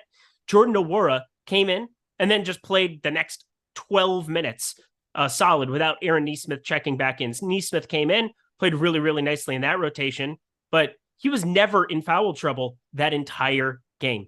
He only had 3 fouls then when Nwora checked in for him again. So I think it was just simply them having Nwora out on the floor. And again, he's like 9th highest projected guy. This is a 4-game slate. I'm looking for that one piece of differentiation. I don't see how Nwora isn't a great shot to take. Let me ask you this. So are you making the assumption, as we're talking about Nwora, are you making the assumption that Halliburton is in or out, or does it matter to you? Like, it doesn't matter. Play? Okay. Doesn't matter. I'm playing him either way. Me too. I feel the same way. So I do currently have a rule that I can't have Nwora and Nesmith in the same lineup, which is an idea that Adam brought up on the last show, but it's a rule that I would do away with if Tyrese Halliburton is ruled out. So currently I have that rule under the assumption that Halliburton is in. And I don't know that I love it. Maybe what I'll do is I'll change it and give like a slight negative boost, but I might just do away with it anyway, because I agree with you, especially on this slate. Like, even if they do split the minutes 24-24, the price tags are low enough that they could each get, or regardless of how they split it exactly, the price tags are low enough that even splitting minutes, they could both get there. So I think I'm with you, actually. I think I'm actually going to do away with the rule either way. Let me find this. Nesmith had, let's see, get a foul there. Yeah. The first rotation, I'm looking at the first rotation. That's all I care about. He came in, Nesmith checked out 5 minutes into the first quarter. Anyway, that's enough conversation about Nwora. I'm just trying to find guys like that on a tournament slate where it's like, who is being undervalued? I think he's one of them. Thought I would highlight it. Other forwards to be getting to. Let's go to some of the studs, because we talked about some of the studs at the guard position. Of course, TJ McConnell. I think that's kind of a quick one, but Kawhi Leonard, Pascal Siakam, Kristaps Porzingis, Paul George, none of them pulling more than 15% ownership. That's kind of wild on this slate. Klay Thompson actually being the guy at 17.3%. That price tag keeps coming down, 7,800. We know he can get hot any given second. It's just simply, for me, like an upside play any slate, even though his fantasy point per minute rate a lot lower than the guys I just described. But who amongst the studs are you getting to the most? Yeah, so currently it is Embiid, just because he projects so well. And again, I'm making that assumption. I'm giving a boost to TJ McConnell as though Tyrese Halliburton is going to be out.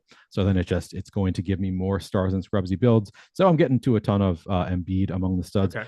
I do like Luka quite a bit. So Luka, he's clearly not the best play point per dollar. He has the best projection on the slate, but not by that much. And he's much more expensive. He's more than $1,000 more expensive than Embiid.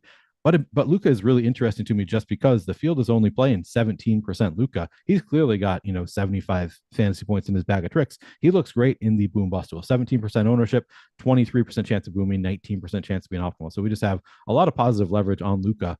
The ownership's just a little bit too low for a 4-game slate. So I do think that I am prioritizing Luka a little bit. I'm actually going to be forcing him more and more into my lineups. Outside of Luka, Kawhi has the best matchup that you can have. Arguably one of the best matchups you can have, just because Golden State plays at such a fast pace. I think it should be a competitive game. So Kawhi is sort of interesting. Paul George, for the same reason, kind of interesting. A little bit of positive leverage there. I'm intrigued by Scotty Barnes, just because he's getting, and I guess he's more mid-range than a stud, but the ownership being so low kind of makes me interested. But yeah, just looking at the studs, I'd say Embiid I'm going to have the most of. Luka I'm going to try to be above the field on. Halliburton I'm going to be above the field on if he plays, and then I do have some interest in Kawhi and PG, just because they're playing against a really fast-paced Golden State team in what should be a competitive game. Yeah, I get that. The forward spots for me, it's tougher to get to any of those guys as a result of, yes, Joel Embiid is the stud that I definitely want to get to the most. He's pulling quite a bit of ownership coming off of a day where he got the day off. Must be nice to just hang out in Miami, not have to do anything, not have to play basketball. Hopefully they, got the quick flight into Fort Wayne. Although Dallas, underrated party city, that's for damn sure. It is lovely down there. But 1.6, what was that? I said I've never been. Oh, you got to go. I'm going to Austin in May.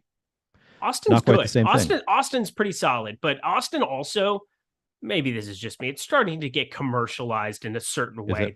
I've never been there either, so I have no opinion. Yeah, there's a different, like Dallas, you're still in like the heart of Texas kind of a thing, but Austin is still beautiful. Don't get me wrong. I've never been to Nashville. That's probably the one city that I really want to go to Nashville. Most. Agreed. Never been. Would love to go to Nashville. Never been. Homeless? No. Come to LA, my friend.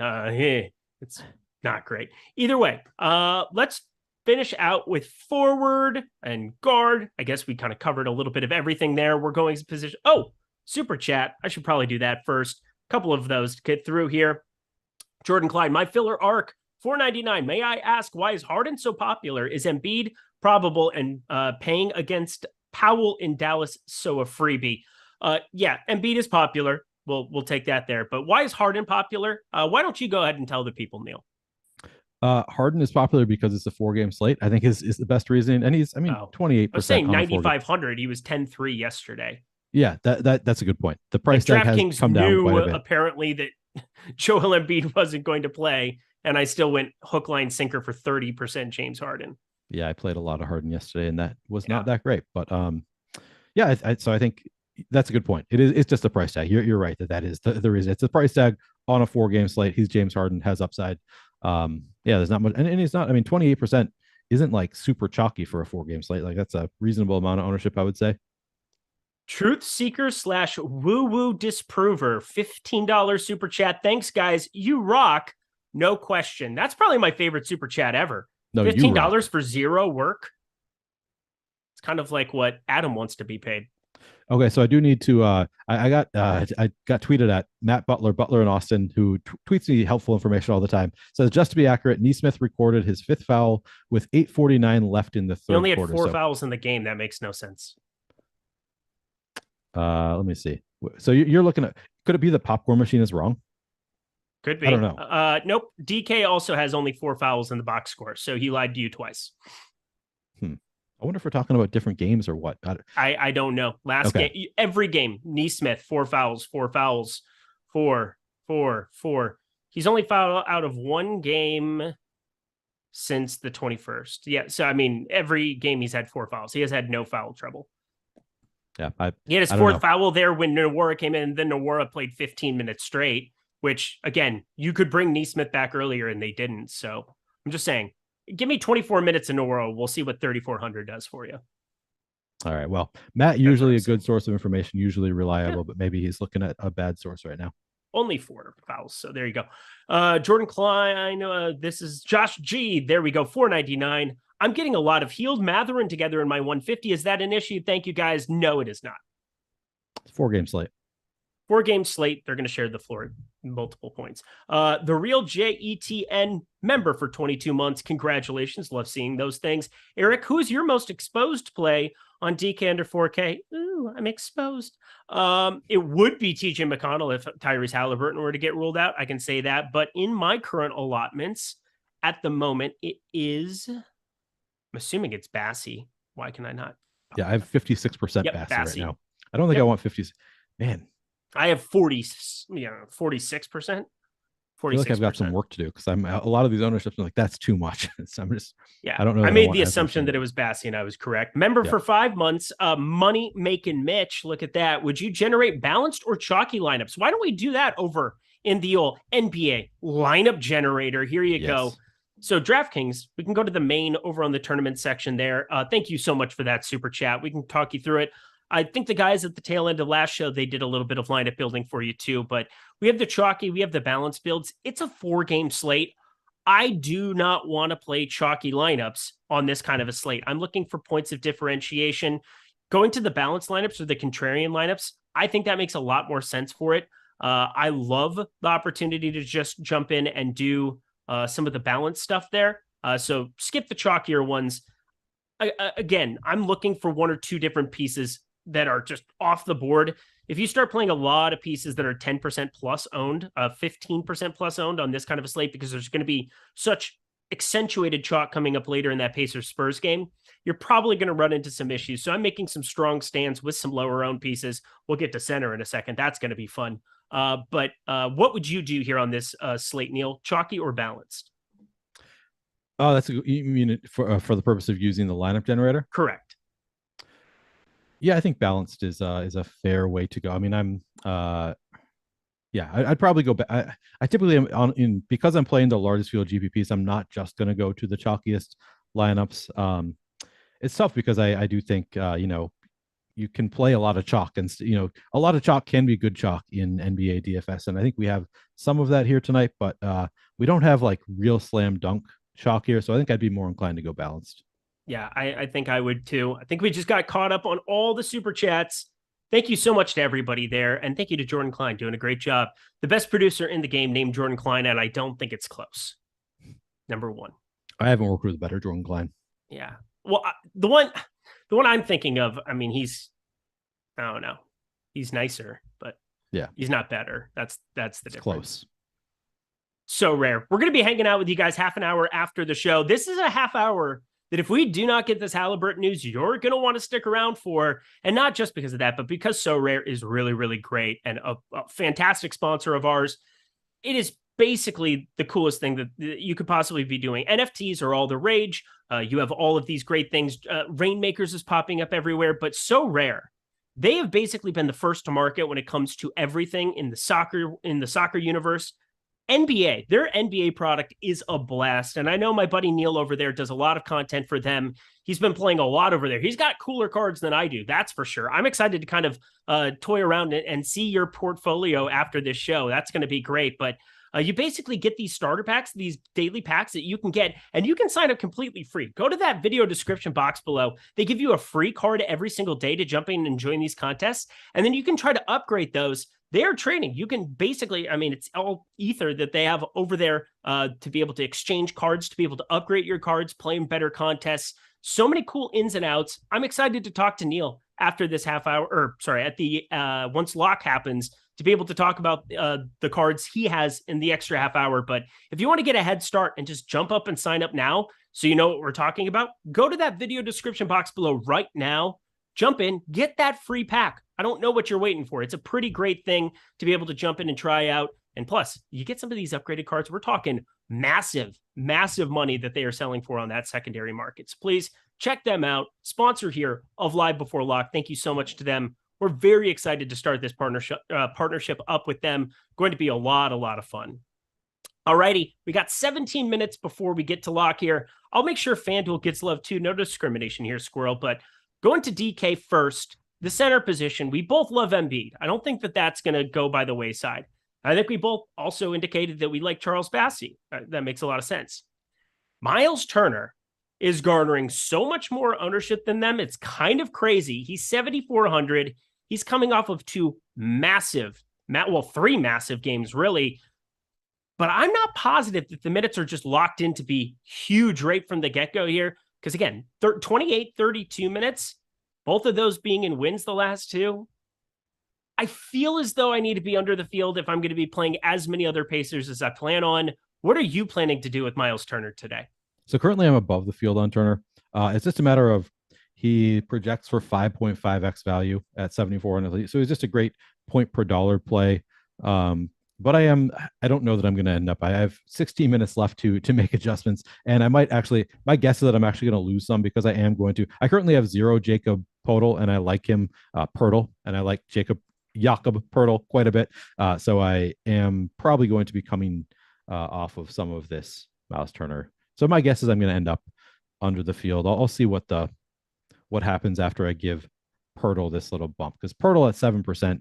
Yeah, that's hard for me not to love that. I am in love with that. Yes. Yeah, so I think I'll be coming off of the ownership a little bit. Currently above the field, but yeah, my guess is I'm going to end up under the field on Miles Turner. I do still like him quite a bit. He's just a very solid point per dollar play, but actually I think I'd rather come off some of my Charles Bassey ownership, maybe just because he's getting 24% ownership and he's only projected for 18 minutes. We'll see what ends up there, but I'll probably come down a little bit on that Miles Turner, maybe close to the field. Yeah, I think the Bassey thing makes a little bit of sense. I expect those minutes to kind of sit in that 20-minute area going forward, basically splitting there with Zach Collins. I do have a rule so that I'm not getting both of them in lineups together, mainly because I think Zach Collins failing is a very good thing for Charles Bassey and vice versa. Although it's hard for Charles Bassey to fail because if you're only playing 18, 20 minutes, you're not going to garner the Aaron Nesmith foul trouble that would be necessary for those kind of situations. I have callback jokes. Look at me go.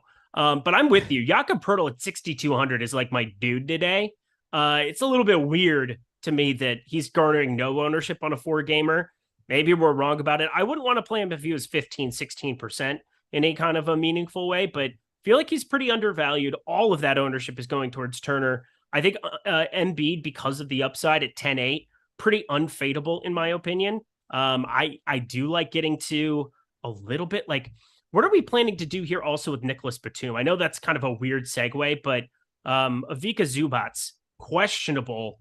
This is a Golden State team where I think one of the more undervalued pieces of that late night game could end up being Nicholas Batum. They've been going to him quite a bit. 38 minutes. I know that was Sacramento in that double overtime game, but 21 and 20. This Golden State spot, they could easily take Mason Plumlee off the floor, Kevon Looney off the floor, and they could go small, and it could be a lot of Nicholas Batum. Kind of a wild flyer for everybody there, power forward center. Any interest there, and then anything else you want to round out center with? So I don't currently have any Nicholas Batum. It's interesting. But even if I give him a boost up to 21 minutes, we've only got him projected for 15.4 fantasy points. So, do you think he has upside for more 25 minutes? I put him in for 25 and he started showing up. Damn, yeah. So okay. Again, this is just like a game script. Golden State, you need Zubac out. You need a lot of things there. Would you anticipate Batum starting if Zubac is out? What I am pissed. No, I don't think he starts. I think it's definitely going to be Mason Plumlee, but I don't think Mason Plumlee is like locked into play 20. How many minutes did he play in regulation? 25, 27, Sacramento, Denver. He did have to play some in that overtime there.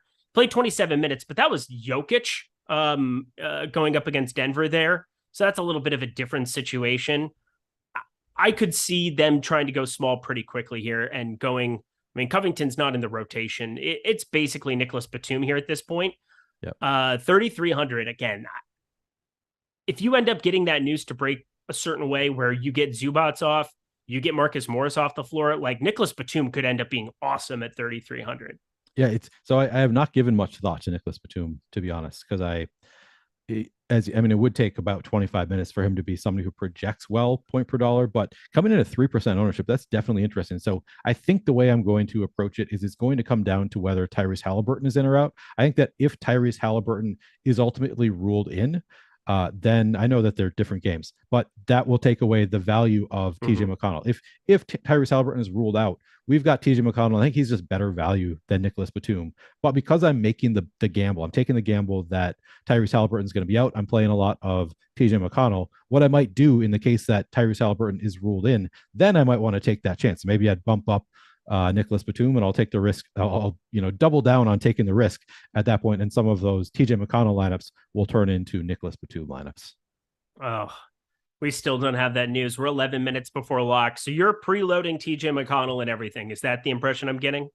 Yeah, so I made a rule at most one TJ McConnell and Tyrese Halliburton. Currently, I have 80% TJ McConnell, 12% Tyrese Halliburton. So I had 100% of one or the other at one point, but apparently I don't anymore. All right, we don't have any super chats. We've done all of our reads. We're going to be talking So Rare here after lock. Very excited for that. We'll talk over some ownership, talk over what we're planning to do with our lineups, and again, react to any news that comes in. That's going to be a biggie here on today's slate. But I want to finish out the show like this. I think we should finish out more shows like this. There's only one game locking at 7 p.m. Eastern time, 4 p.m. Pacific time. Who are the plays that you cannot live without from Toronto and Washington? I don't know that there are any, but let me double check. Oh, Pascal Siakam, power forward. I have to play some of that. Let's see. So let's see. It's Toronto and Washington. The highest owned, Jakob Poeltl I like quite a bit too. So yep, Jakob Poeltl. Jakob Poeltl currently my highest owned.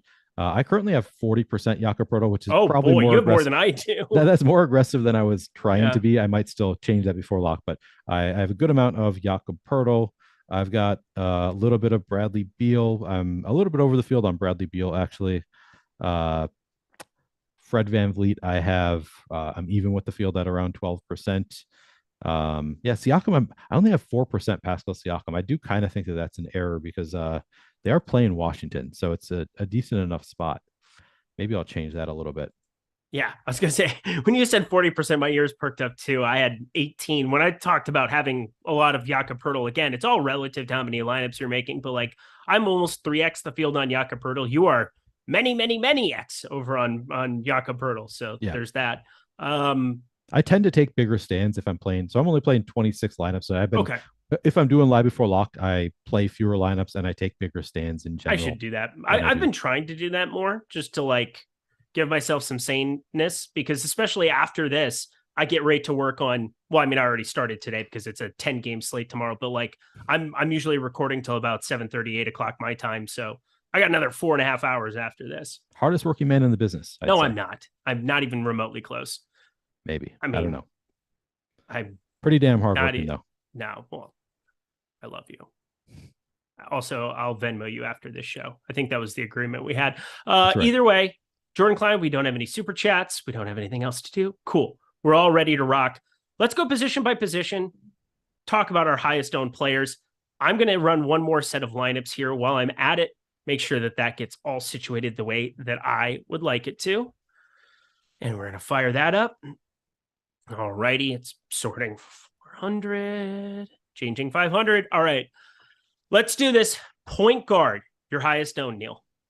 My highest owned currently is TJ McConnell, 68%. So I've come down off the 84% that I had at one point. Now I do have an even split though, 68% McConnell, 32% Tyrese Halliburton. Doesn't mean that's where I'm going to end up with 100% of one or the other. It's actually obviously not going to be where I end up because I'm going to adjust with the news. But currently 68% McConnell, 48% Trey Jones currently, and then 32% Tyrese Halliburton. I still have to make a few adjustments, I think.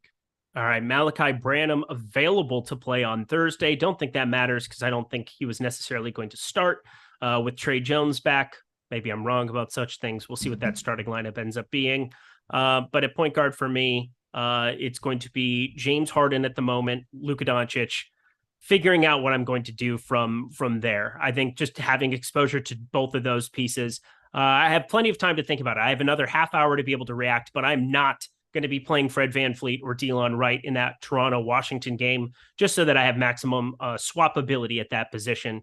So yeah, it makes sense that I'm getting to the two studs that would be pay-ups there. Shooting guard, Neil. Shooting guard. So currently it is Benedict Mathurin. I have 40%. Again, that'll be look nicer if we get Tyrese Halliburton. Now, Dante DiVincenzo currently at 32%, and then Paul George 28% currently. Yeah. Benedict Mathurin, Dante DiVincenzo, and then the guy I'm preloading in right now, Andrew Nembhard. I have a feeling he's going to be very low owned relative to a TJ McConnell, and I don't mind playing both of them because I hate money. There you go. Small forward. Buddy Hield, 48%. Dante DiVincenzo, 32%. Benedict Mathurin, 32%. Buddy Hield, Dante DiVincenzo, Jordan Nwora, the other guy going along for the ride, right underneath Benedict Mathurin. Benedict Mathurin a little bit more than I have Nwora, but I have 28% Jordan Nwora. Oh, best of luck to me. Power forward, my friend. Jeremy Sochan is, I believe, my highest owned player on the slate right now. Same. Maybe not. 76%. So tied with TJ McConnell after my latest. I just refreshed. And then all the way down to Kawhi Leonard, 24%, my number 2.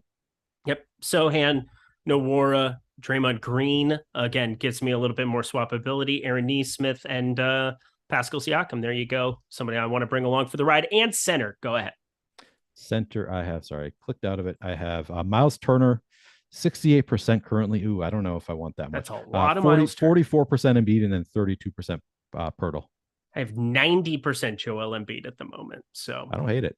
Yeah, it's that is where I'm making a gigantic stand. Playing a lot of two center lineups at the moment. I almost said the Marinin. Like, am I Irish? Could use some Irish coffee right about now. Wake up and have some fun at the same time. What is the last name? Lindquist. What kind of last name is Lindquist? Swedish, like Scandinavian. But yeah. I'm kind of a mutt. I'm a lot of different things from my dad's side. I think it's a Midwestern thing. Yeah, well, my mom's 100% Dutch, like a lot of people in Minnesota. But yeah, dad's a collection of things. So I got a little bit of everything in me.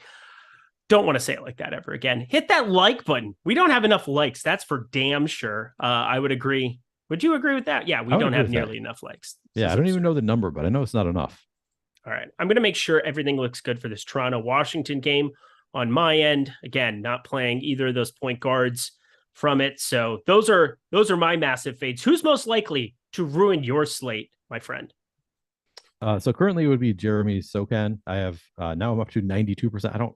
I think I'm actually going to change that. I don't want 92% Jeremy. So like, he clearly is a great point per dollar play, but I don't want him to make or break my slate quite to that extent. So I'm actually going to come down off that a little bit.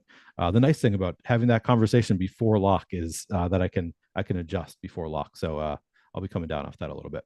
I'm coming down a little bit now on Pirtle, just slightly. Again, I was adjusting some stuff because I do want to get all of the Embiid and all the land. I think that was pretty clear, when you play like 90% of a dude.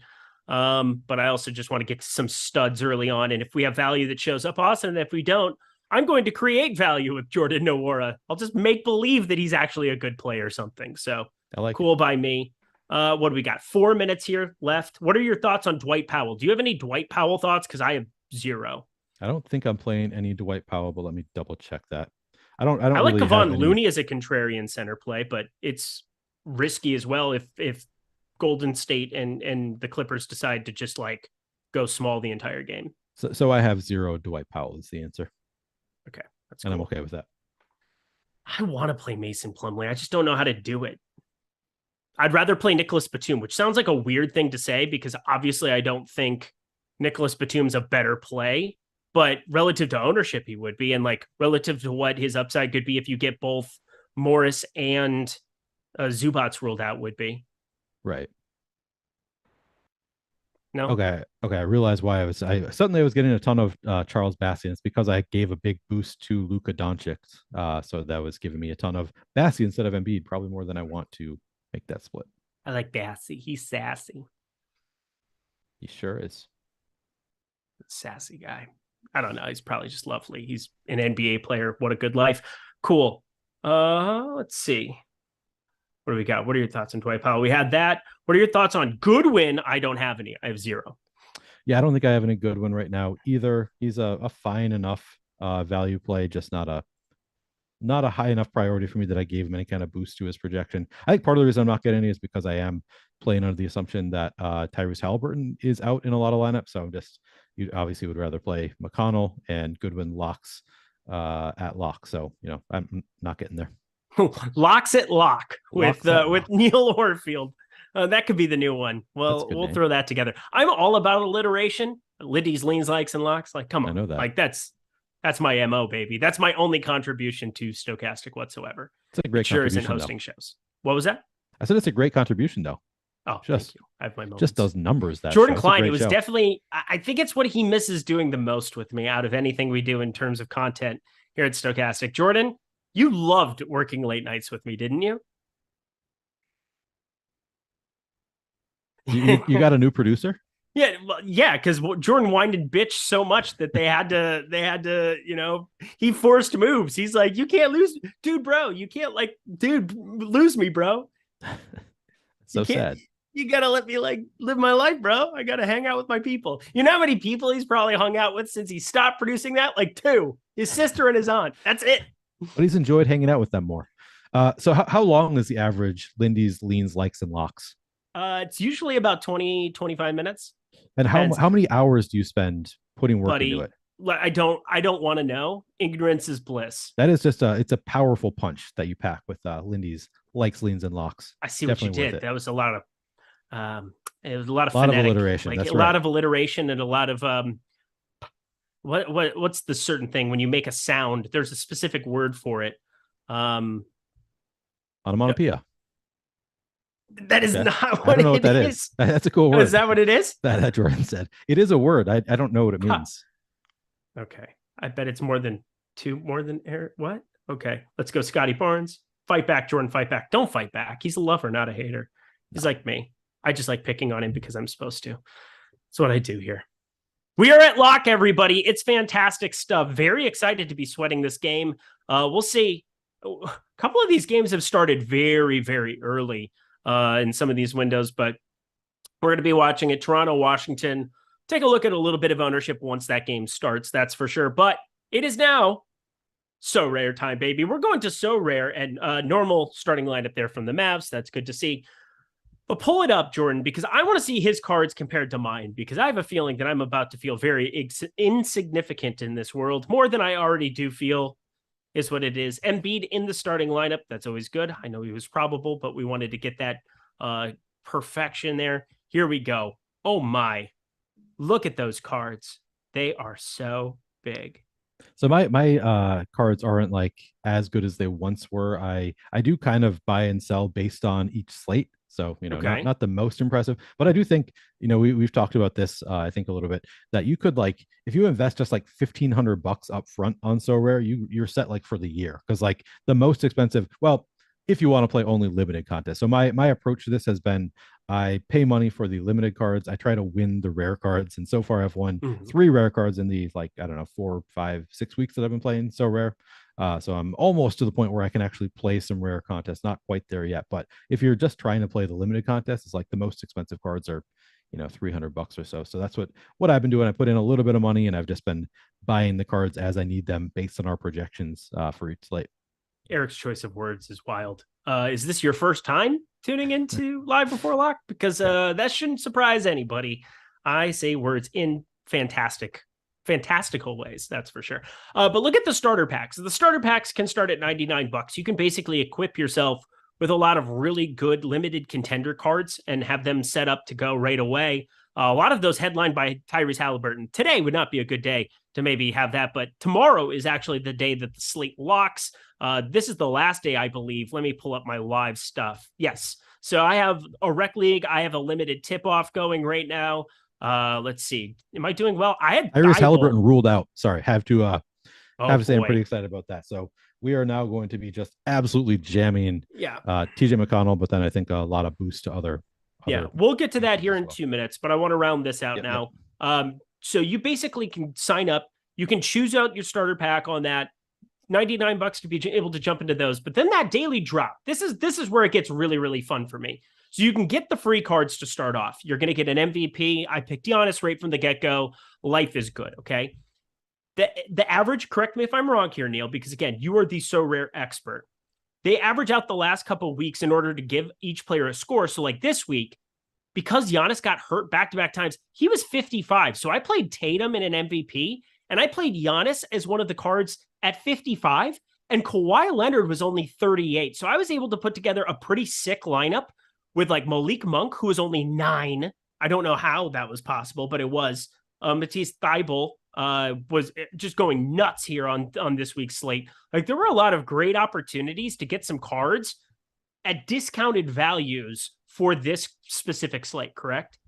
Yeah. So this week I played for this slate. I played like Kevin Love was only 13. So yeah, you're right. Yep. So it's the last 10 average is essentially works as a player's salary. So like Jordan, if you can go to click play and go to upcoming, or even so these are the upcoming. So the one that I typically play is the limited champion contest, and you can see it has a cap of 120. What the 120 is the player's last 10 average. It essentially works as a salary cap, so you can use up to 120. However, whoever your player is that has the highest last 10 average is your MVP and does not count against your salary cap. So essentially you have one MVP, whoever is your most expensive and again, essentially the last 10 average is the salary here. So it would be like if Luka is in it, he is my most expensive. So he would be my automatic MVP if I'm playing him. He doesn't count against the salary cap. Then I get to use basically, 30 per player for the remaining 4 with that cap of 120. So that's how it works with the limited champion contest. I also like to play the limited contender where it's a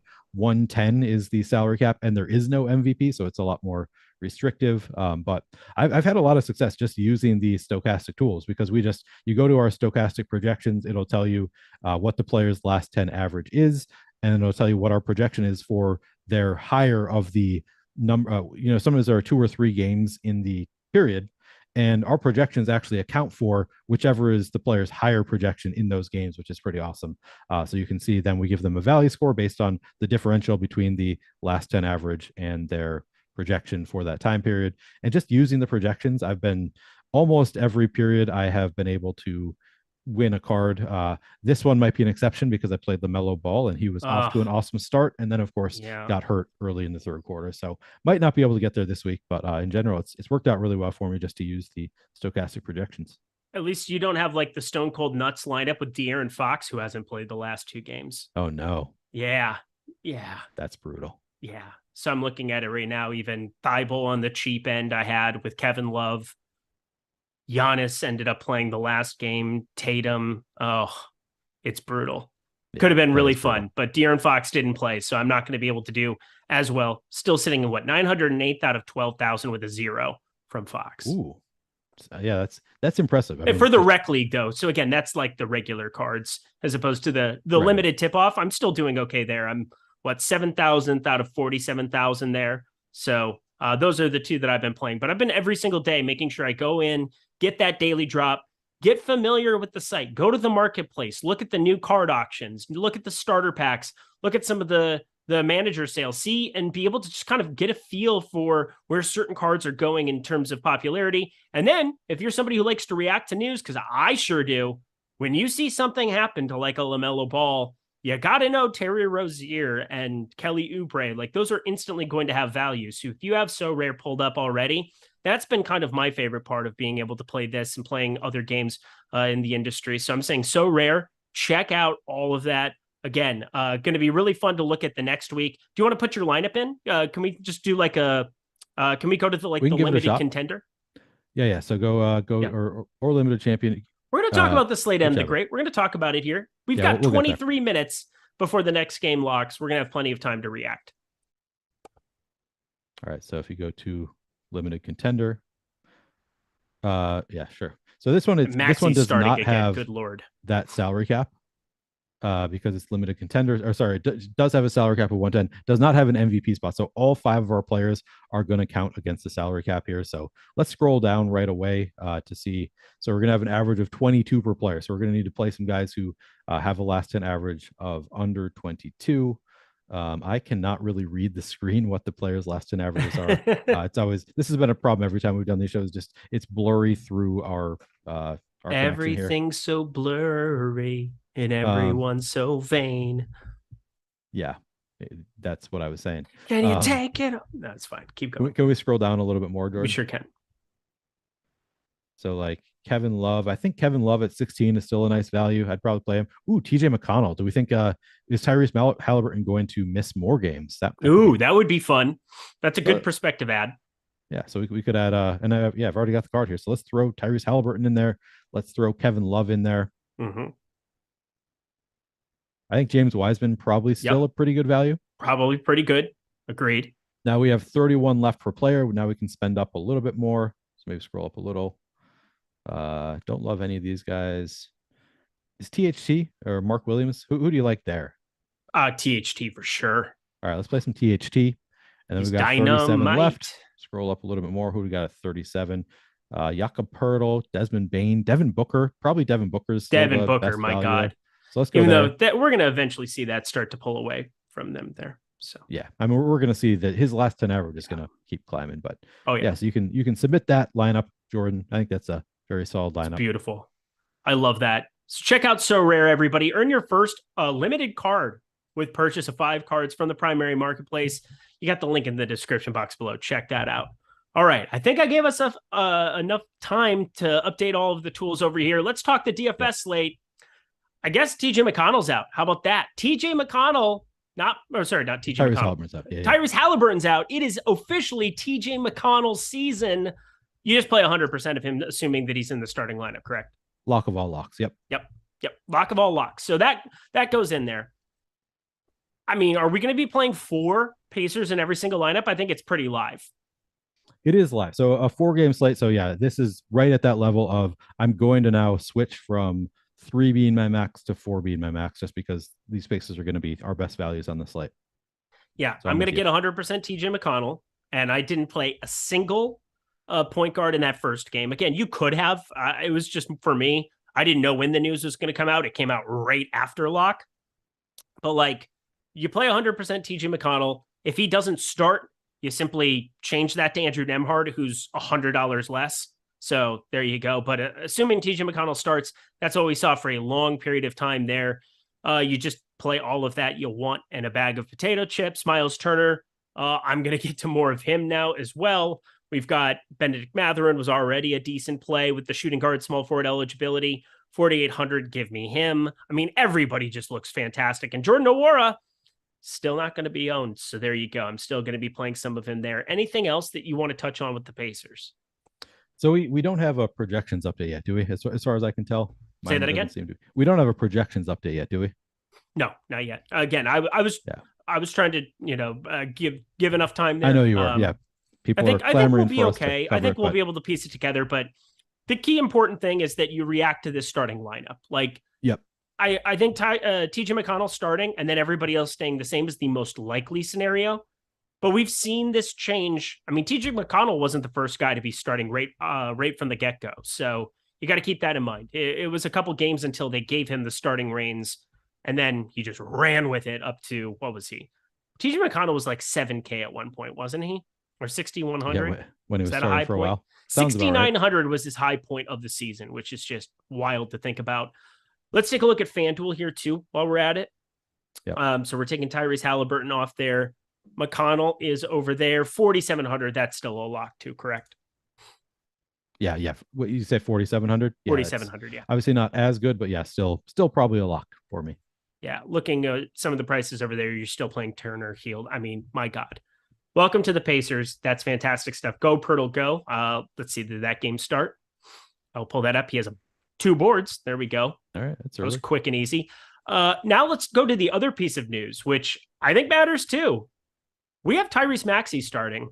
4,900 now, coming off of yesterday where he looked great, played a lot of minutes, got that closing run because Doc Rivers, why wouldn't he play him 37 minutes and then start him here? But this is the first game in a long time DeAnthony Melton not starting. So pointing it out there, Tyrese Maxey now in the starting lineup against a bad backcourt defense. 4,900 price came down from yesterday. Better matchup than yesterday. What's your Tyrese Maxey interest? Yeah, so I do have for sure some interest in Tyrese Maxey at 4,900. He's just a talented enough player. I mean, he hasn't been quite as big of a PPM monster this year as he was last year, but still nearly a fantasy point per minute guy. We've got him, just under 30 minutes. Of course, I guess we have him just for 0.85 fantasy points per minute today because he's in the starting lineup with Joel Embiid and James Harden. His usage going to come down, but still looks pretty damn good as a play at 4,900. He's not like a lock for me just because he is going to take a usage bump playing in the starting lineup, but definitely a player who I'm going to want to have some exposure to. The field's getting to 24%. It's also like he was so good yesterday that I think he's going to get a natural bump from game log watchers, which is kind of unfortunate. But yeah, definitely. Honestly, if the field's at around 24%, that feels about right to me. We'll see if our projections change my mind on that if he ends up coming more, but feels about right. Embiid was out. No shit. You don't say. Yeah. Unbelievable. Embiid was out that game. Oh, I had no idea. I think this definitely impacts my James Harden interest, though, having Tyrese Maxey out on the floor as opposed to DeAnthony Melton. I'm running some rates here in the background. I'll be able to speak a little bit more eloquently about that here in a second. But under all circumstances this season, James Harden, 1.33 fantasy point per minute guy. I'm going to put Tyrese Maxey together on the floor exclusively with Joel Embiid and see what happens. Or sorry, not Joel Embiid, with Tyrese Maxey alongside James Harden. Yeah, this is going to affect my James Harden interest.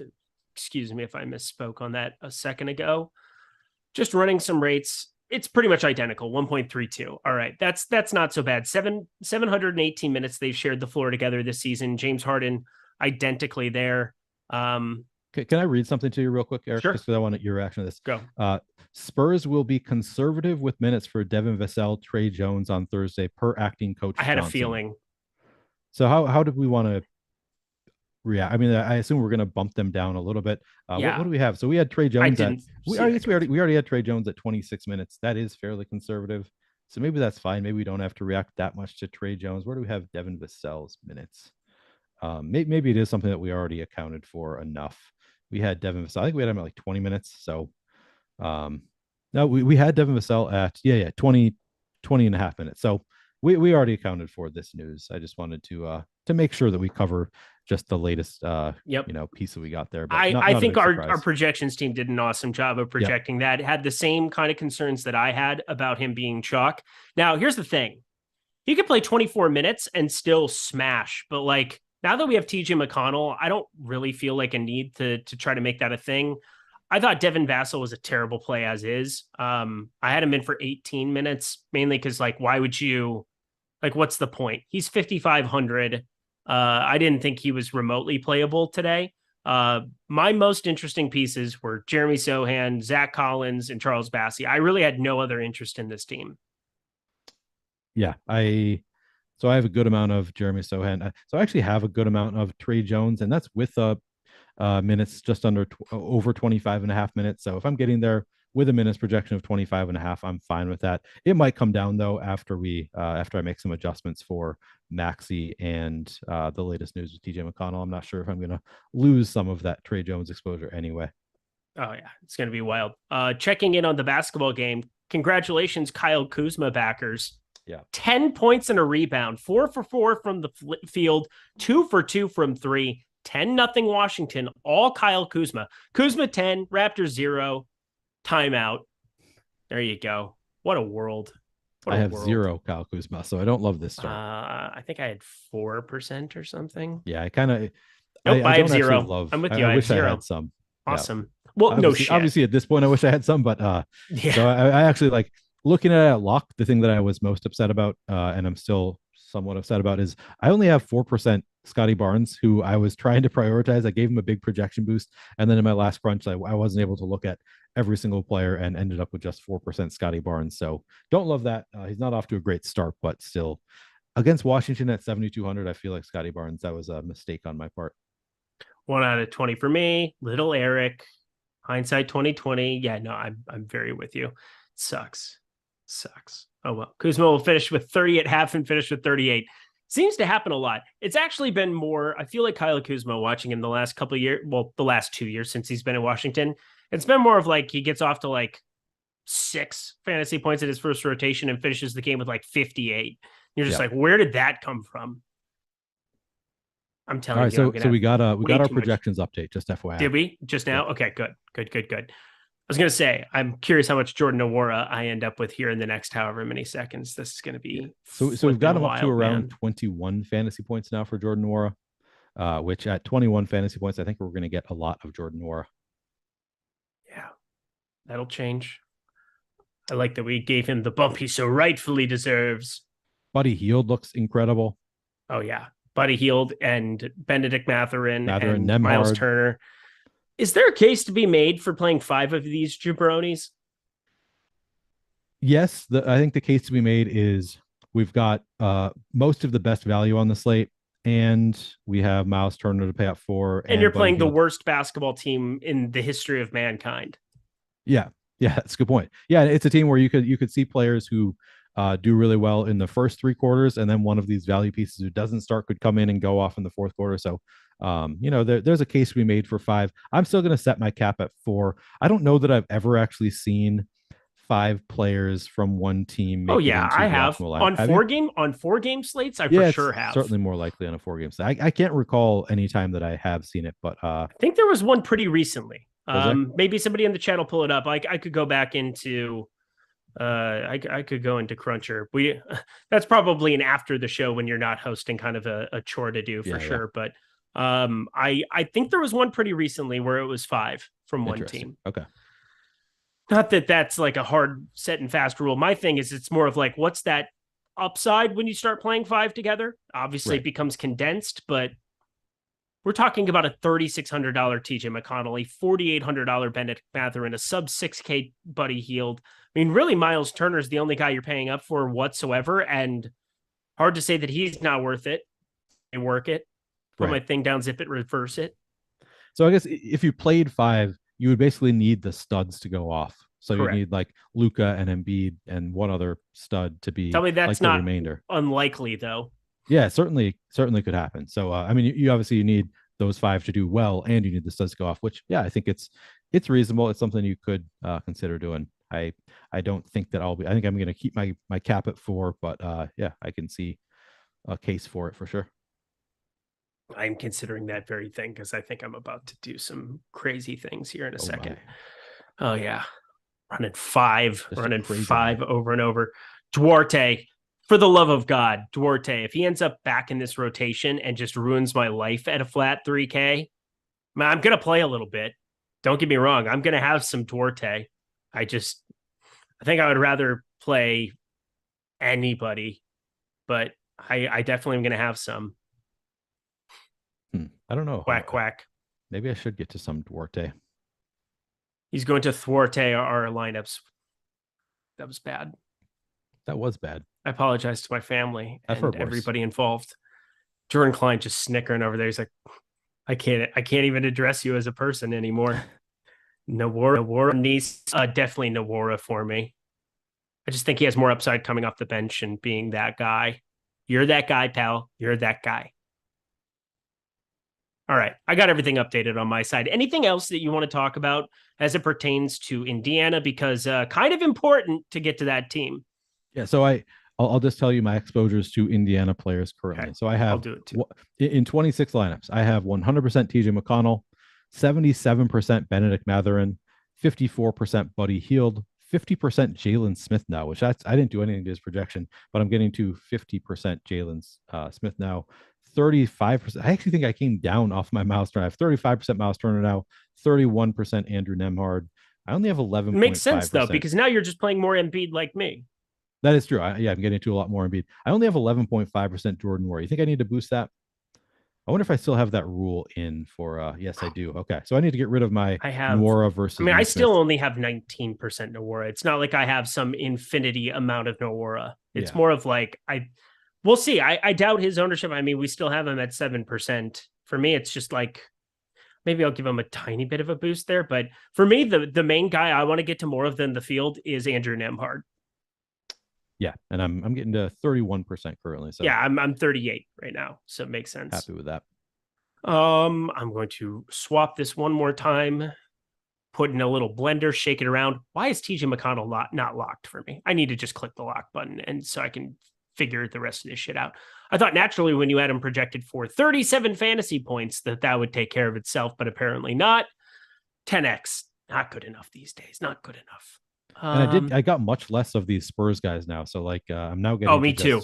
42% Sohan now. It's come down. The one guy that I'm now getting too much of, and maybe it's a positionality thing, but Klay Thompson just got a boost for me. And part of that is sub 20%. I do not like that. I need to take that down a little bit. Now, of course, he's going to go hit 12 threes and make me miserable. Yep. The classic last switch you make in your lineups. Yeah. But I mean, 7,800, no Steph Curry. He can certainly go off even against the Clippers. I don't hate it. Wait, where did all of my Luka go? Oh, because I took a projection off for him. There we go. What a dipshit. I'm so stupid. We got Daniel Buffington, $1.99. DK question, Benedict or Maxey? Good question. A lot of people want to play a little bit of both. It's Benedict Mathurin for me. My Maxey exposure came way up in this latest. Yeah, as it should, because he's a way better play than he was before. I'm going to have a lot of both. I have 38% Tyrese Maxey too. I somehow in this latest, I have 69% Tyrese Maxey. I like him. I want to play more than the 24% of the field, I think, but I don't want 69%. So I'm going to keep adjusting in the next 6 minutes. All right, now I'm down to 50%. I'm more comfortable with that. Oh my God. Yeah, this is just a wild slate now. This is a great 4-gamer though. Yeah. It's a fun one. I'm very intrigued. Over under 70% TJ McConnell ownership. 78%, you say? 70%. 70%. In the $15. 70%, I would take I was going to take the under on 78%. I feel like it's kind of going to be in that range. 70. Yeah, I know. I think I'm still going to take the under. No, people have enough time. I'll take the over on 70%. See, I think I'm going to take the under purely because it happened after lock. If it hadn't happened after lock, I doubt that would be the case. There's also a very real chance that we see this starting lineup and it might not have him. So I don't want anybody to panic by any means. He's still going to be a good play regardless, but then he would probably be over-owned at that point coming off the bench, but I'd still want to get to him. Like that's the very difficult thing about this entire situation. Yeah, Tyrese Maxey, I just have a boatload of now. Yeah, I have a ton of Tyrese Maxey. I mean, I have 50% now, which I think I'm okay with that. Yeah, just cap it, move on with your day. Yeah. Feeling good. I love all this value opening up from the Pacers. We had no value. The fact that it came out after lock probably suppresses the ownership a little bit, at least. That's fun. I'm glad we got that. Fun. Me too. I'm not excited about Chris Duarte in my life. I will throw that out there. We got a super chat. Oh, did we? Yeah. I got another one there. J Bravo 99, $2. FanDuel, small forward here. Sohan, Hardaway, Kuminga. Sohan by a mile. Yep. Yeah, that one's pretty easy. I know he's chalkier, but guess what? There's going to be some chalkier builds today. There's going to be some overlap. I am just trying to find some ways to get to that Nowara, to get to the Duarte, get to the Nembhard. Nembhard is the one that I feel the best about. My God, some of these lineups, my friend. I'm really... it's going to be a weird day. Yep. It's going to be fun. We have 4 minutes left. Don't forget to check out So Rare. Don't forget to check out the lineup builder. Don't forget to check out everything in that video description box below. Go peruse down there. If you saw something today that looked really cool, that you're just like, I cannot live without that, or something that you just want to know more about, we have 7-day free trials going on for NBA Bet Pro, for Odd Shopper. If you guys want to check that out, go over some of our best bets. We can kind of do that to probably round out the show. I don't mind that. Wish I could have been reacting a little bit more to some of the news, like, I don't know, Tyrese Halliburton being ruled out. But some of those props were down most places. But go check out Odd Shopper. 7 days free to be able to go check out some of the best bet tools, market-based approach. So cool what we've got going on over there as well. I think you'll really enjoy that. They also have the Parlay Builder, No House Advantage Parlay Builder, Prize Picks Parlay Builder. So many great things for everybody, whether you're in a legal betting state or not. But then So Rare, of course, the lovely sponsor of our program. Check out all of their offerings too. Completely free to sign up over there too. Anything else that you want to touch on here in the last 3 minutes before we get out of here? So I'll ask you this. Are you still leaving space for Nicholas Batum with all of this? Pacers? Yeah, I am. Grossly enough. He's so cheap. I have 14% of him. Okay. It's a 4-game slate. Again, right. Like the differentiation, I have to find something still. And I think you get Morris and you get Zubats out. I don't see how Batum isn't a great play then. Yeah, no, it's definitely interesting. And like now that we have this Pacers value relatively early, these guys probably are going to pick up some steam. So it's like you're not going to be able to find anybody who's like 0% owned from this group. So maybe that is a great spot of finding some really low owned value on a player that in the right, if we get the news the right way, he is going to look great. So yeah, I don't hate that. Calvin Weeks, over under first place split 2.5 ways in the $15. I would probably, that's a really good line. I will say that it's still not going to be split. There's going to be something that happens on this slate. It's going to be some pacer that you don't see happening. I'm probably going to take the under on that. Yeah, I would too. Even though we've had Boss Man was part of Tom was part of like an 8-way train that took it down on Sunday. I know. I saw that for 20K plus. So congrats to our CEO, our fearless leader here at Stokastic. So definitely great stuff there. But when you have really good projections, they tend to get you the best plays, and that's what we have here. So that's going to be part of it. But I still think that there's enough ways, whether it's especially if Kyle Kuzma ends up being the must-have piece here. Where did he finish that first rotation? Kuzma is now down to, he's still at, I think he actually lost half a point. He's at 11.75 fantasy points. So I think he lost some fantasy points. There is a god. Start. Delon Wright, though, just went steal, assist. He's got no points, but 3 assists, 2 rebounds, and now another board there, 3 and 3. My lord. Delon Wright. Slow down, young fella. Oh, super chat. Greg Magruder, is Sohan a must play for single entry on DK? He is not a must play. Yeah. I like there him. are a lot of good plays, but not a must play. Most of the must plays, they were a Pacers uniform on the other side of that game. But we are at 7:30 p.m. Eastern time. Don't forget to hit that like button. Neil, any final words for the people as we get out of here? Yeah, let's crush it tonight. And check out So Rare, because it is, I've been playing, I check it every day, multiple times, usually during the night. So having a lot of fun with it, and really the upfront cost, not that high. So definitely recommend checking it out, and good luck tonight. My Minnesota brethren, so good to see you again, my friend. Flannel, looking fly, looking good. Love it. Thank you to Jordan Clyde. Cheers. Go Timberwolves. Rudy Gobert. All right, we'll talk about that tomorrow. We're going to get out of here. Thank you, Jordan Klein. Thank you, So Rare. We'll see you guys tomorrow.